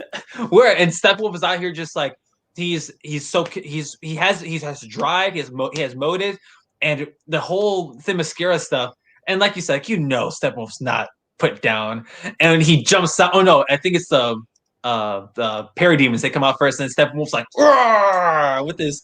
He had like a Stormbreaker Thor moment. Yeah. I'm like, oh no, he's out here. When he shows up and he says, I will bathe in your fear, And Hippolyta's like, Amazon, show them your fear. We have no fear. No I was like, let's go.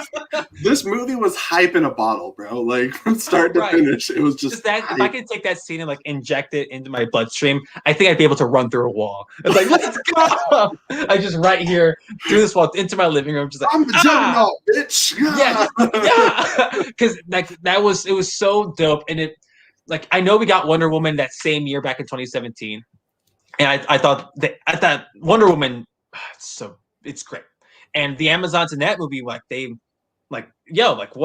I want to see more of these folks. Wonder Woman 84, they didn't see too much of that, but in this one, talk about desperation. Like they were the only group of the three that had mother boxes that actually tried to not have Steppenwolf even get close to it. Like, they were prepared. The Amazons got spanked because we hear Mira, without saying his name, she makes reference to Orm saying he's not going to send us any troops because they're busy doing whatever. So you had like 6 people in there, like, oh, we're going to protect the mother boxes. No, you ain't. Right. And then freaking Silas and Victor Stone, they just have it in their closet. I'm like, yo, like this, like the Amazons are the only ones actually trying to keep the mother box away from Steppenwolf, and they tried their damnedest. And it was, and like we were losing like these Amazons that we were focusing on, their names are escaping me at the moment, but like they were lost in battle because like, yo, like there are stakes in these things. Steppenwolf's gonna kill anybody in this path to get these mother boxes. That was the first one he got. And it was just it was heartbreaking to see how many Amazons lost. Granted, there were so many more. There was everybody there. There was like thousands and thousands of Amazons, but they were just too late. Chronologically, this might not be the next step. Let's talk mother boxes. Let's go to the next one. Let's go when it's not even Atlantis, but it's like Atlanteans. Because it's Atlantis adjacent, yeah. And they have the box in there, and Mira's like right outside the building or the structure, and then the boom tube shows up, and she gets in there, and it's just speaking of, because I've heard some people be like, oh, why was this rated R? There's only like one F-bomb. I was like, well, there was at least 3 that I caught, and then also people were getting cut in half. Right. Like, and I was like, there's blood everywhere. Like, and even subtlety things, like someone's just getting thrown against the wall. It's like, oh, blood out the back. And I was like, oh, you're dead. Like how Steppenwolf found out where the mother box was. He threw that lantern against the rock, and there's blood all over the rock. Yeah, and then my problem with that was 15 seconds later, he's talking. I was like, no, you're not talking. He's like, you're dead. I don't care who you are. You're dead. If you're bleeding like that, the back of your head. At the very least, you have no wind left because it was just back against rock. Blood. I was like, he should be like, like Loki. And then put the little spider thing on his face, find out where the mother box is, and then go. Right. But that man ain't talking. But that's the scene where Steppenwolf was in Atlantis, and Arthur shows up like, and like before even that, the stuff with Mara, right? Like how you're talking. Visually, really cool stuff. But yeah, when trying to describe how much of a badass Mira is as a character, I talked about the new 52 Aquaman comics, which are like some of my favorite comics. Mira collapses someone's brain after talking shit because of all the liquid in your brain. She goes like, boop, you're done. I was like, you don't understand that you are a walking weapon when you get within range of Mira. She can manipulate anything that has water in it. So she starts just like Magneto style pulling blood and sweat and water. It's like a Dementor, dude. Yeah. I was like, hey, we got a quiz show in the chat. What's up, my man? What's going on, brother? Jeff show in the chat. So yeah, when I saw that, I was like, oh man, terrible casting, but F yeah. I not to use wrestling terminology, which I feel like I have to nowadays. I popped, dude. I was like, yes! Like, let's go. She's out here taking the life out of this man, or out of this thing. And I'm like, this is awesome. And like, she gets her shit rocked almost immediately after that. But like, and then seeing Arthur get his shit rocked by Steppenwolf. But like, he did a little bit of shit rocking himself first. You know, and one of those 100%. Shots that was in the theatrical cut where he grabs him by the horn and just drives his knee into his head. I'm just like, God, I love Momoa as Aquaman so much. There was definitely, to me, I credit Injustice with the tide changing on Aquaman, But Jason Momoa definitely took that baton or that torch and just ran and just started sprinting with it. Because the whole vibe of Aquaman is different. It was a now. trifecta. You had Injustice, absolutely, because that's one of my favorite storylines ever. You had New 52 Aquaman, which was very much like lined in with that. And then Momoa was just the cherry on top that's like, we're taking Aquaman over here now. And Aquaman's cool now, guys. Like, he's really, really cool. And this is how we're going to do it. When was the last time you heard an Aquaman joke? It's been a while. Yeah. He ain't no joke. Aquaman's no joke now. All right. So, I mean, long story short, after some ass kickery, Steppenwolf's got 2 boxes. Right. He's like, oh, I'm going to take this now because y'all suck. And like, boop, back up to wherever the hell he was going. And so at this point, we'll skip over a little bit. Bruce recruits Barry. Most of that scene is pretty much the same, except I literally cheered for something that wasn't in that scene. When the scene ended, I said, he didn't talk about brunch. So let's go. They cut a lot of the thing with this movie that's different from the theatrical cut like tenfold is the tone. Yeah. The tone of this movie is the same as the other ones that Zack Snyder has created or Zack Snyder made. And I'm over here like, thank God, because Justice League sticks out like a sore thumb. And if you're looking at Man of Steel, then Bats v Supes, depending on how, like, doesn't matter how you look at those movies, they had a certain tone to them. This one followed in that. And it wasn't over here like, oh, what's going on? Is that Buck? Buck should owe me the money. The stuff with this one, like, it just tonally was on par with the other ones. And they cut out a lot of the jokes where there's still some funny parts. Yes, there was. But and I know we're gonna talk about the third mother box scene, but Batman's out here like, oh, I'm bleeding. That hurt. Like he's not out here. Brian, I need a full movie about the time Darkseid tried to take Earth. That scene is, I mean, it's almost the exact same one we saw, almost, from the original cut. With different context, and we get more of the old gods. I'm slowly starting to realize that, like, the Snyder cut is a conversation. Like, a lot more.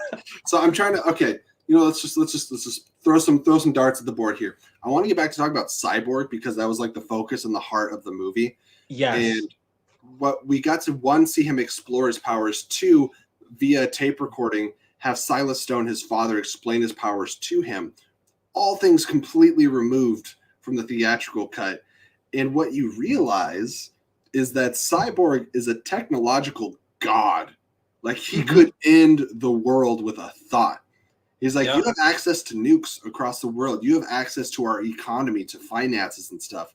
And to test these waters and dip his toe in, what does he do? He finds a poor waitress down on her luck trying to raise... my God. I love that scene, bro. Dude, it gets you. And she's doing everything she can to support her. It's 1 kid, right? Yes. Yeah. And you see maybe 2. She goes to the ATM and she's got like $11 in her account that she's trying to pull out. And I love the visual representation of Cyborg seeing himself as just Victor Stone, Ray Fisher, walking through, and he takes like the small amount of money and just expands it. And we see that she gets $100,000 in her bank account. And they write it off as like, oh, you are a special customer of the Gotham City Bank. Like, good job, $100,000. What? Like, that was foreshadowed by the flashback where we see how, because before Cyborg was a body that got the mother box attached to it. We don't know what the hell happened. We see the car crash. We see his mom. We see the relationship that he has with his dad explored further. And then we see that not only was he a star athlete, but he was already into hacking and stuff as Victor Stone. He hacked into the school accounts and helped somebody get a better grade because they lost their house.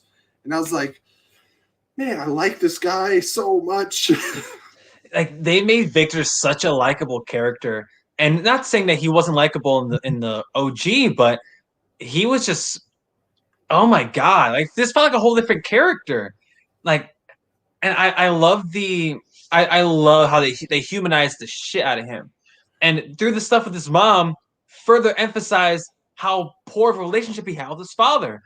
And like, his mom was the one going to the football games. His mom was the one that was at the school talking to the principals or whoever that was, or to the dean. They said, like, what did you do? You didn't help this child. Right. And his mom wasn't on screen for too long, but just her presence and the one line of dialogue Victor had was like, "You're just as busy as him, but you make time. You're here." And it's like, damn. When Ray Fisher started crying, I was like, uh-oh, here it goes. Right. And then she looks over at him and then freaking car.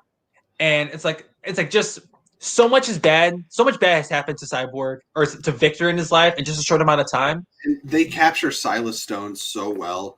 The actor's name's escaping me, but he's like Miles Dyson from T2. It's oh my god. I know. Yeah. Fact check for me. Yeah. But when he says like you can't die, I won't allow it. It's like still that controlling nature where you're like, dude, like, yeah, I get what you feel for your son, but he's just a control freak that has a real hard time expressing himself. Joe Morton, yes, that is correct. I was gonna say Joe Wright. That's Jeffrey Wright and Joe Morton mixing. Yeah. And they give Silas such an epic send-off in this movie that oh my god, it seems like a waste at first, and then you realize what he did. I was thinking to myself, like, you fool, like you're stupid, and that's not gonna do squat. And then when Cyborg realized it, I'm like, I was rewatching part of it, and they set that up. They had like a piece of like mother box metal or something, and they're hitting it with a laser earlier in the movie. And then Ryan Choi, the Atom, who also gets set up, was saying, put that name in your inner geekdom notes. Yeah. I'll say Joe Morton 20 times before bed. Don't worry about it.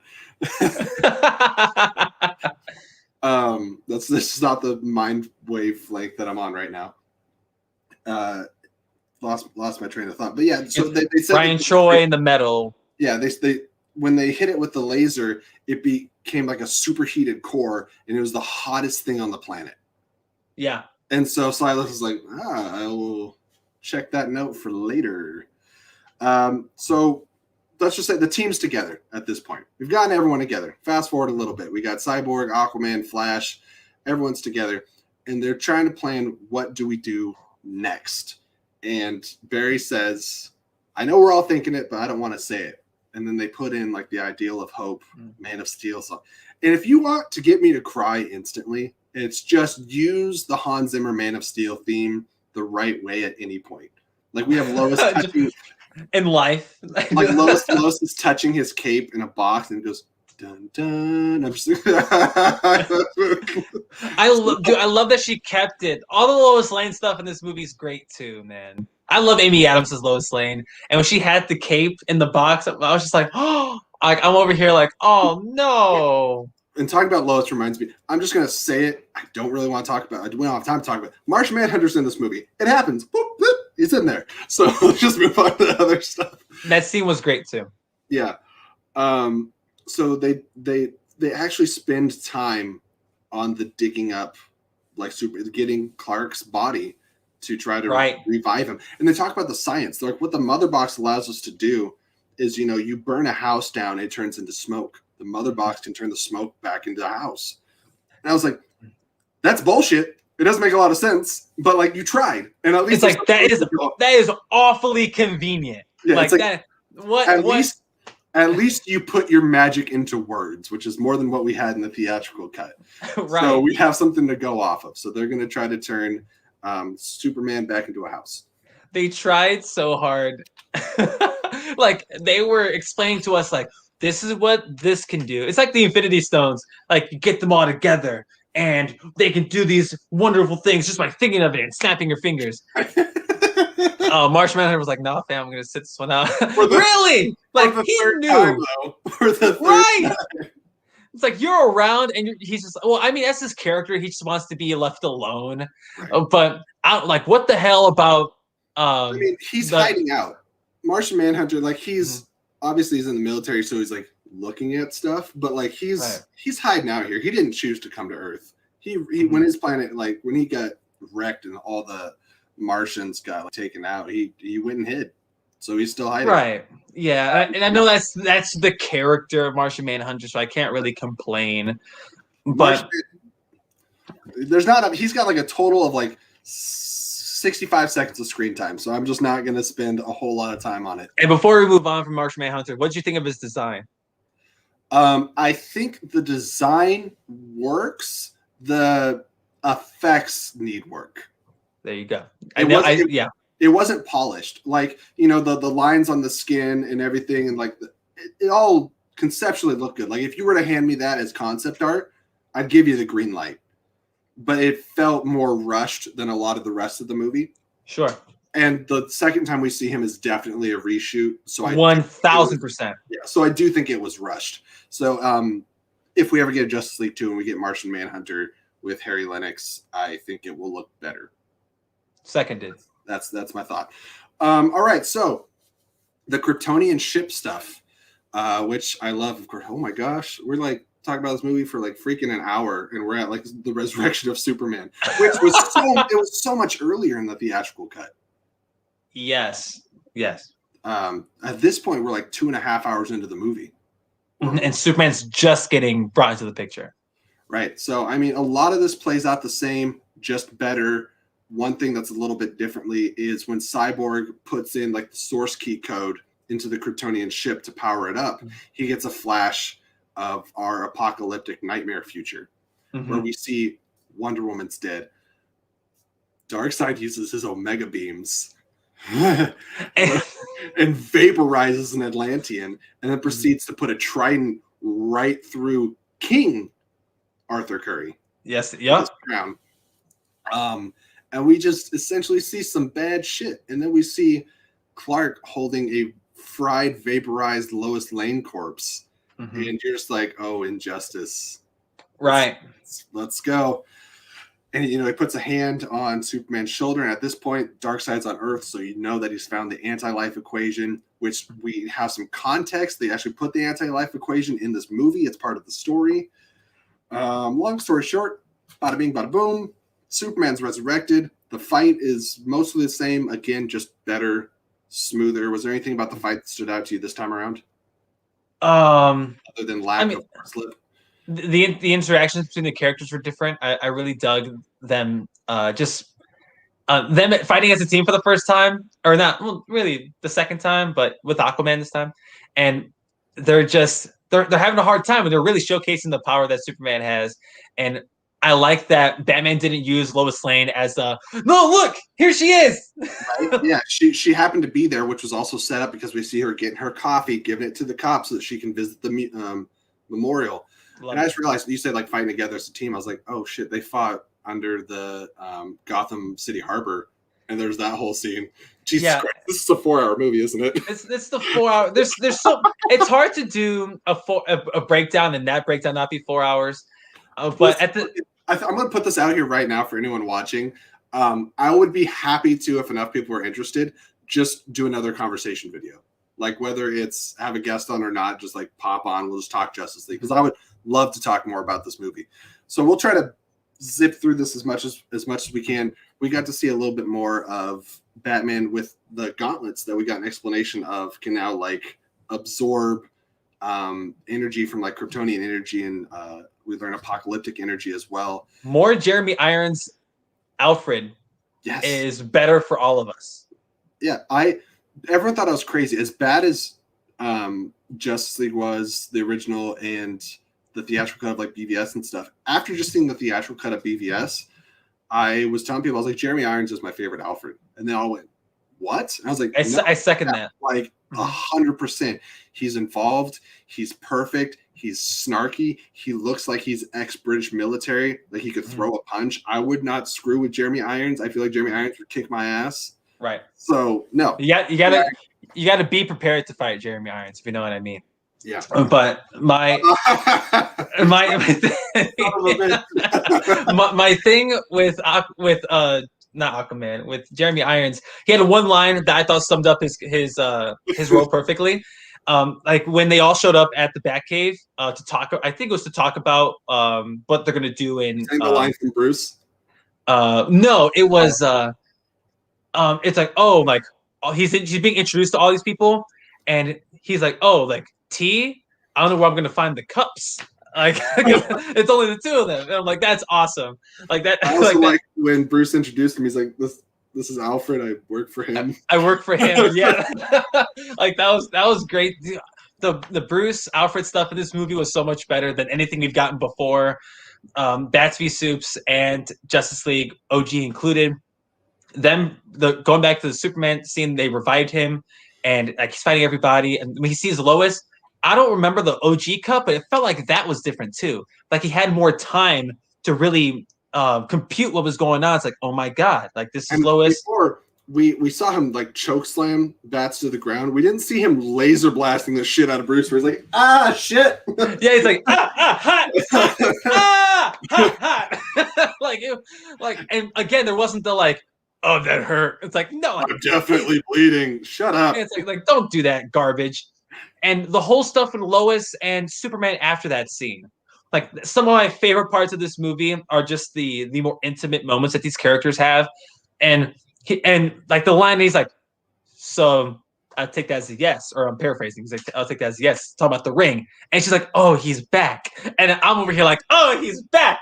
Yes. Because Henry Cavill's Superman, come on. We need more of him. Subtle drop when we're bringing up things like Injustice storyline. We saw a pregnancy test in Lois's drawer. Just saying. We're not going to spend any time on that. I saw it. It did get confirmed. It got confirmed at the end of the movie.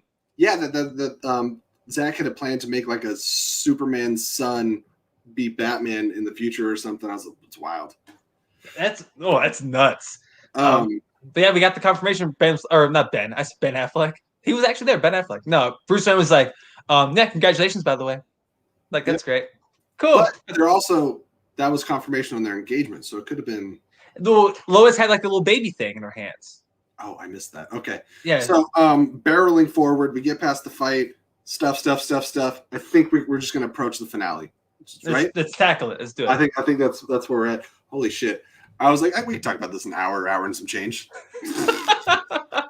Not when you want to like dissect every scene for 15 When minutes. you bring on Chris Anthony Lopez to talk about anything, expect the conversation to go longer than what it is. It's not on you. I mean, it's so easy to talk to you, and I love the shit out of this movie. And I haven't gotten to so many people in my life do not give a shit about this movie. So like, this is very bottled up. Okay. Some of the fight is very much similar, but it's all way better. Batman gets so much more to do in this fight. He's in and out of the Batmobile. He's rolling around. He's handling turrets and stuff. He took out the dome himself. Yep. Wonder Woman did this. It's a blink and you miss it thing. But the Batmobile is about to get hit with just like a big rifle. She jumps in front with the shield, gets hit, gets knocked back like 50 feet. But mid getting knocked back, a parademons in her way, and she just cuts it in half. I was like, Jesus Christ. Everyone in this movie is more badass than any time that they've been in this whole franchise or whatever movies they've been a part of. Like the whole fight sequence where they're just tearing into these parademons. Yes, is the majority of it the same? Yes, where like Cyborg catches Aquaman, my man, and he just throws it. Like it's still cool. 4 years later, I still was like, yeah. Come to find out, like most of what the small things did work in the original cut were the little bits of Zack Snyder that they kept in. Right. And like this all like it looked familiar, but with the exception of like how they got there. I love the explanation. Even when the movie came out, people were calling Aquaman Brosidon. Brosidon. Yeah, Brosidon with the freaking trident. But actually it's like a Quindent. Yeah. My favorite thing about the finale, they took the town away from the sites of the chemical plant. Well, no people, no civilians, everyone was gone. Popping ahead a couple minutes, Flash in the theatrical cut, the most heroic thing he got to do in the finale is push a truck with 3 people down the road. And Superman carried a building. Yeah, Flash is the hero at the end. Yes, everybody did their thing, but everybody dies if it's not for Barry Allen. Mm-hmm. Which was so incredibly epic. I mean, I hate explaining to like, I love calling them normies, but I've seen like comments be like, how did he heal? I'm like, I don't know, read a fucking comic. It's Speed Force. It's like and that's how the movie told us. It's like, oh, he's like, yeah, this thing called the Speed Force. I channel this. It's like, yeah, sure, whatever. You just run fast. But he was the hero. Like, yes, there's all this cool stuff, and this great fight between Steppenwolf, Aquaman, and Wonder Woman, and Cyborg had an intellectual finale. Like this was all like in his head. He had to come face to face with his demons. Meanwhile, everyone else is like fighting outside. So they were fighting the demons, and he was like fighting his demons. Everybody had a distinct purpose.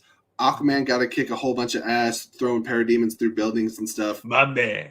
Exactly. But what it all comes down to, Wonder Woman's holding her own. Everyone's trying to keep Steppenwolf away from Cyborg because everything counts on Cyborg.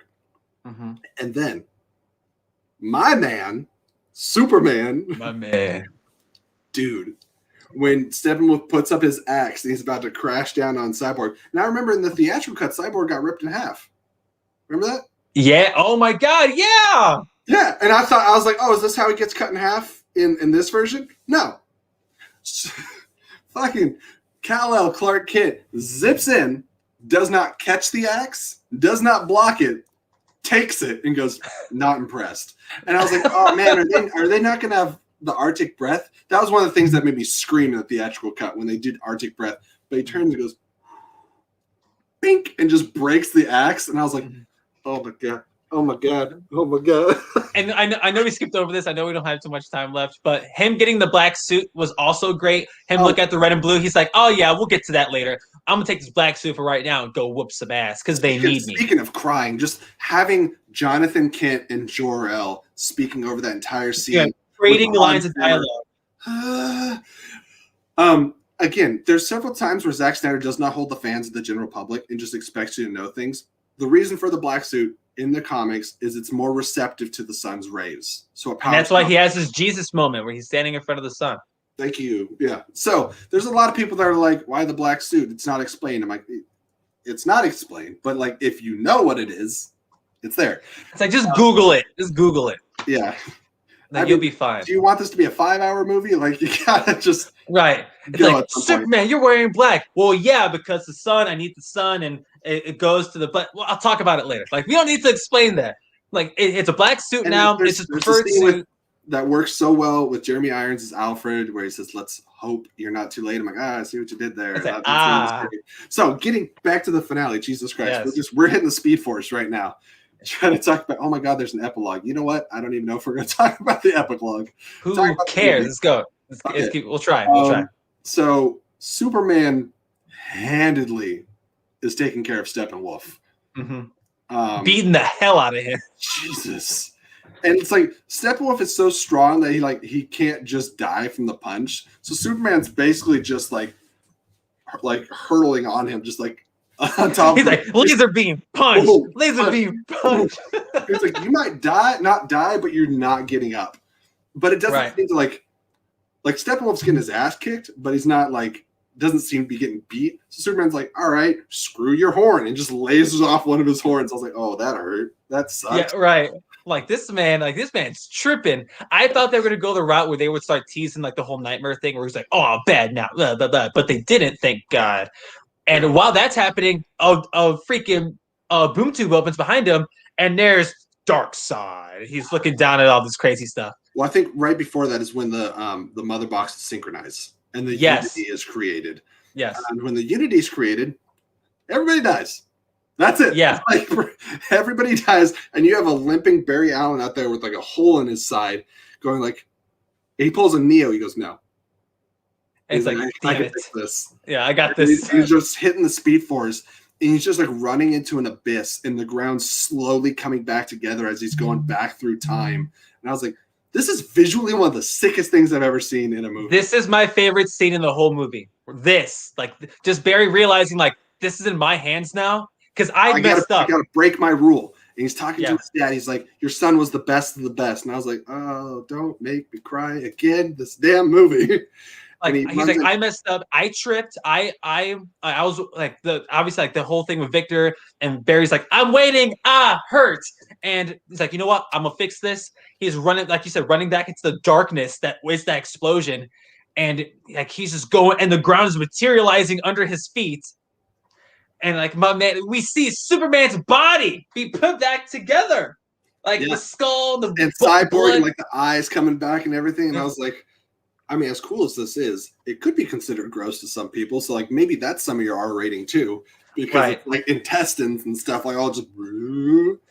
But it was so good. I love that scene so much. You talk about your favorite pop. The loudest my group got is when everyone gets put back together, and then they continue fighting for a second, and then Aquaman just like sticks this trident through the back of Steppenwolf and has him up like pot roast, and then they throw him towards the portal, and then we see the slow motion shot of Wonder Woman like jumping over him with the sword, and we know he's going through the portal, and we see that it's lined up on his neck, and we all started screaming. I'm like, "Is that your boy, Darkseid? Come get your boy! Come get your boy! Go get him!" They cut through the neck, and then you just see like body and head roll it onto Apocalypse, and Darkseid catches it with his foot and like crushes it, and I'm just like, and the Darkseid's staring at the Justice League, and I had the biggest grin on my face. I was like, so did I. You done fucked up, Aaron. like this is what we wanted. This is the Justice League moment, bro. Them looking at Darkseid. I love Marvel.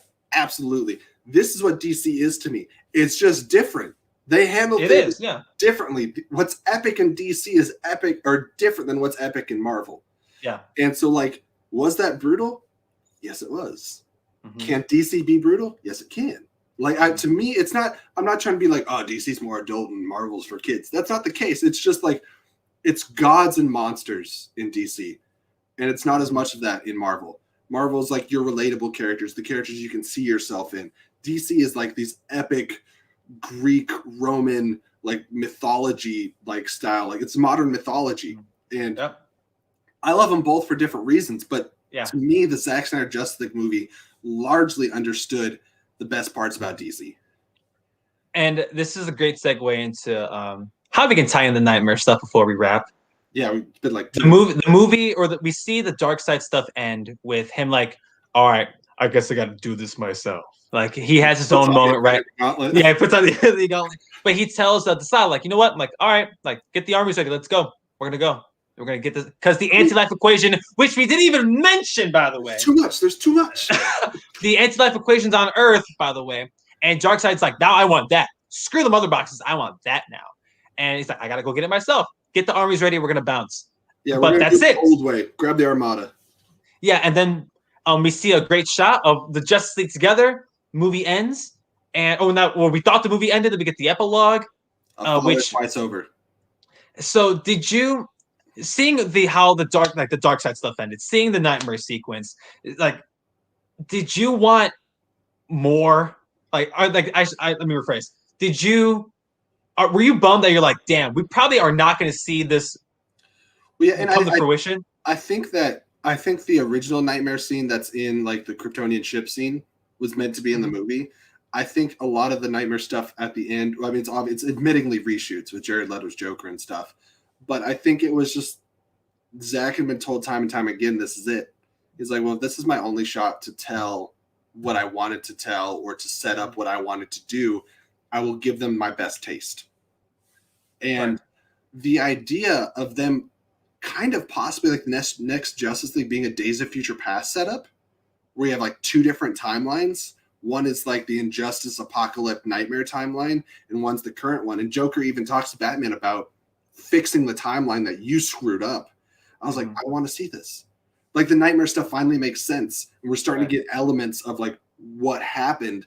And Injustice is like my favorite DC storyline of all time. I want this. I absolutely do. I don't think we're going to get it. I'm trying to like just push it down.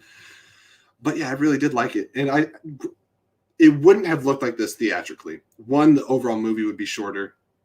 Oh, again, it was 4 hours total, right? That epilogue, for the most part, doesn't happen. So that's like 15 minutes. That's not in there. Yeah, man, I don't know. Take it. my only thing is that like I thought, the Nightmare stuff was awesome, and And I know people are saying that was the best Batman Joker interaction. Let's cool it. Let's pump the brakes on that. Okay, that's not the best Batman Joker interaction, but Jared Leto's interpretation in that scene is miles improved from Suicide. Yes. Yes. Totally. And do I love the interaction? You're damn right I do. It was a great scene. Like from that, I can see Jared Leto now working. Whereas in Suicide Squad, I was like, get him out of here. Yeah, no, I'm cool with that. But yeah, with the assumption we're not getting more, I was bummed. Because I'm like, damn, this is cool. Like, I like this stuff. I want to see more of it. And seeing that montage where all the characters are ending up and how, like, what them setting up the next thing, Barry working at the Central City PD, doing the criminology stuff. He's like, I got an in. My foot's in the door. And Billy Kudrup's like, my son's foot's in the door. And I'm like, damn it, man. He's like, I told him nothing he knows. Right. And he's like, I'm not going to be in the Flash movie. And like, it's going to be like, they did such a great job of setting up more things or a sequel or more other movies like this. And the whole Nightmare stuff was awesome. Darkseid showing up could be really, really cool. It will be really cool if they ever do it. Is it just me, or maybe not including the Infinity War, but toe to toe, I'm pretty sure Darkseid would handedly kick Thanos' ass. Yeah. Like Sans Infinity Gauntlet, totally. The Gauntlet's like the ultimate MacGuffin, though. I know, but I feel like without the snap, if you're just talking Infinity Stone power, I feel like Darkseid could hang. Yeah, if we're gonna say Thor can hang, then I'm gonna say Darkseid can hang. Okay, I could rock with that. Like my only thing and I'll close on this, or at least my thought. Justice League as a whole, there's a lot to pick apart, and obviously an hour and a half for us wasn't enough to cover everything. But at the same time, this was no. Like no one's like. I mean, I wasn't prepared. I wasn't planning for this either. But the whole thing is that it's Zack Snyder's ultimate Justice League film, and although it's not perfect, there's too much slow motion. The soundtrack's not the best. You could have cut a lot. You could have cut half an hour from this movie, and you just gave me the ultimate case of I want more, not knowing if we're gonna get more. So I really enjoyed this movie. Dare I say I loved like 95% of it. And I don't.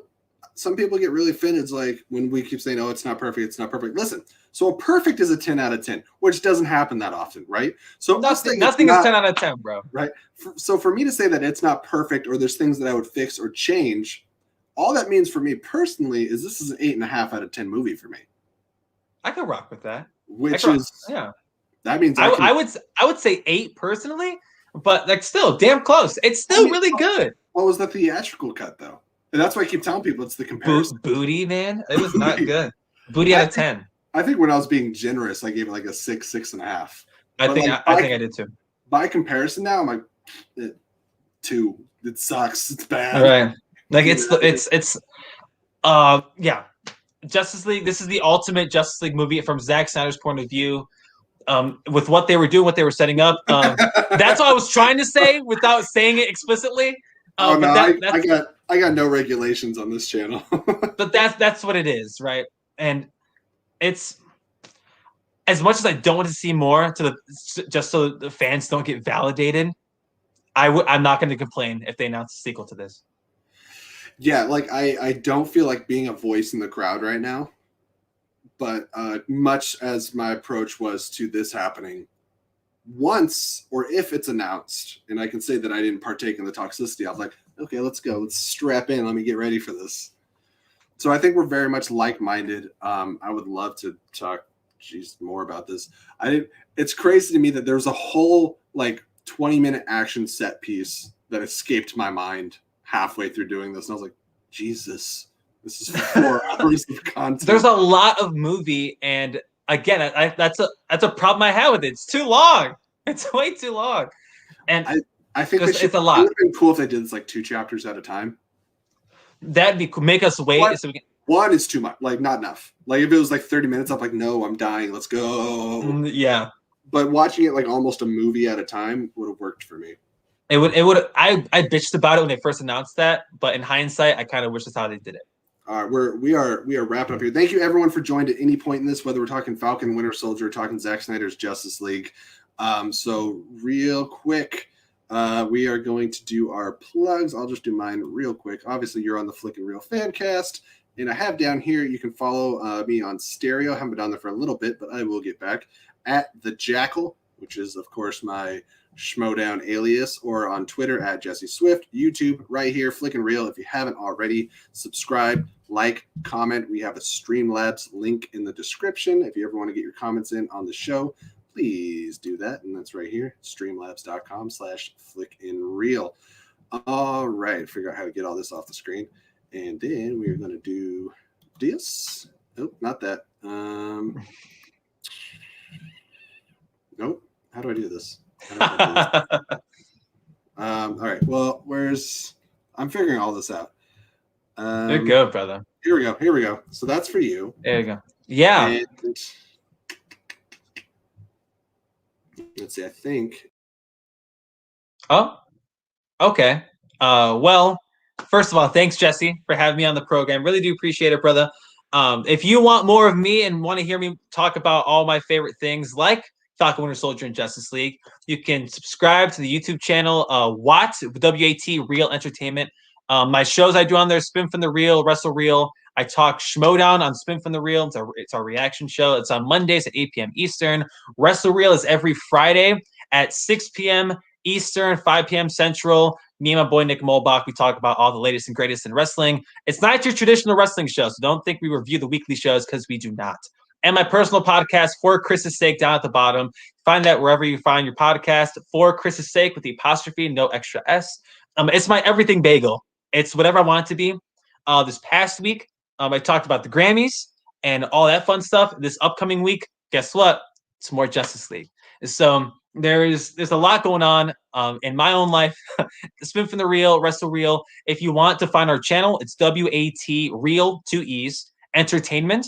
Or you can just type in Wrestle Reel or Spin from the Reel, and I bet you'll find our channel and our shows. So thank you so much, Jesse, for having me on the program. Really appreciate it. This was fun. Yeah, it was a blast, man. I love talking to you because you always make me feel like I have more thoughts than I knew that I had. So it's just I'll take on it. the show anytime. Absolutely. All right, guys. Well, thank you once again for being on, or for joining us on Flick-N-Reel, your friendly neighborhood fan cast. And you can follow us on Spotify, Apple Podcast, all that good stuff. Everything you need to know is in the description. And that's because I'm lazy and don't want to take the time to go through all that. So until next time, or next week, or actually in a couple minutes, because we're about to have PJ Campbell on the show, keep it real.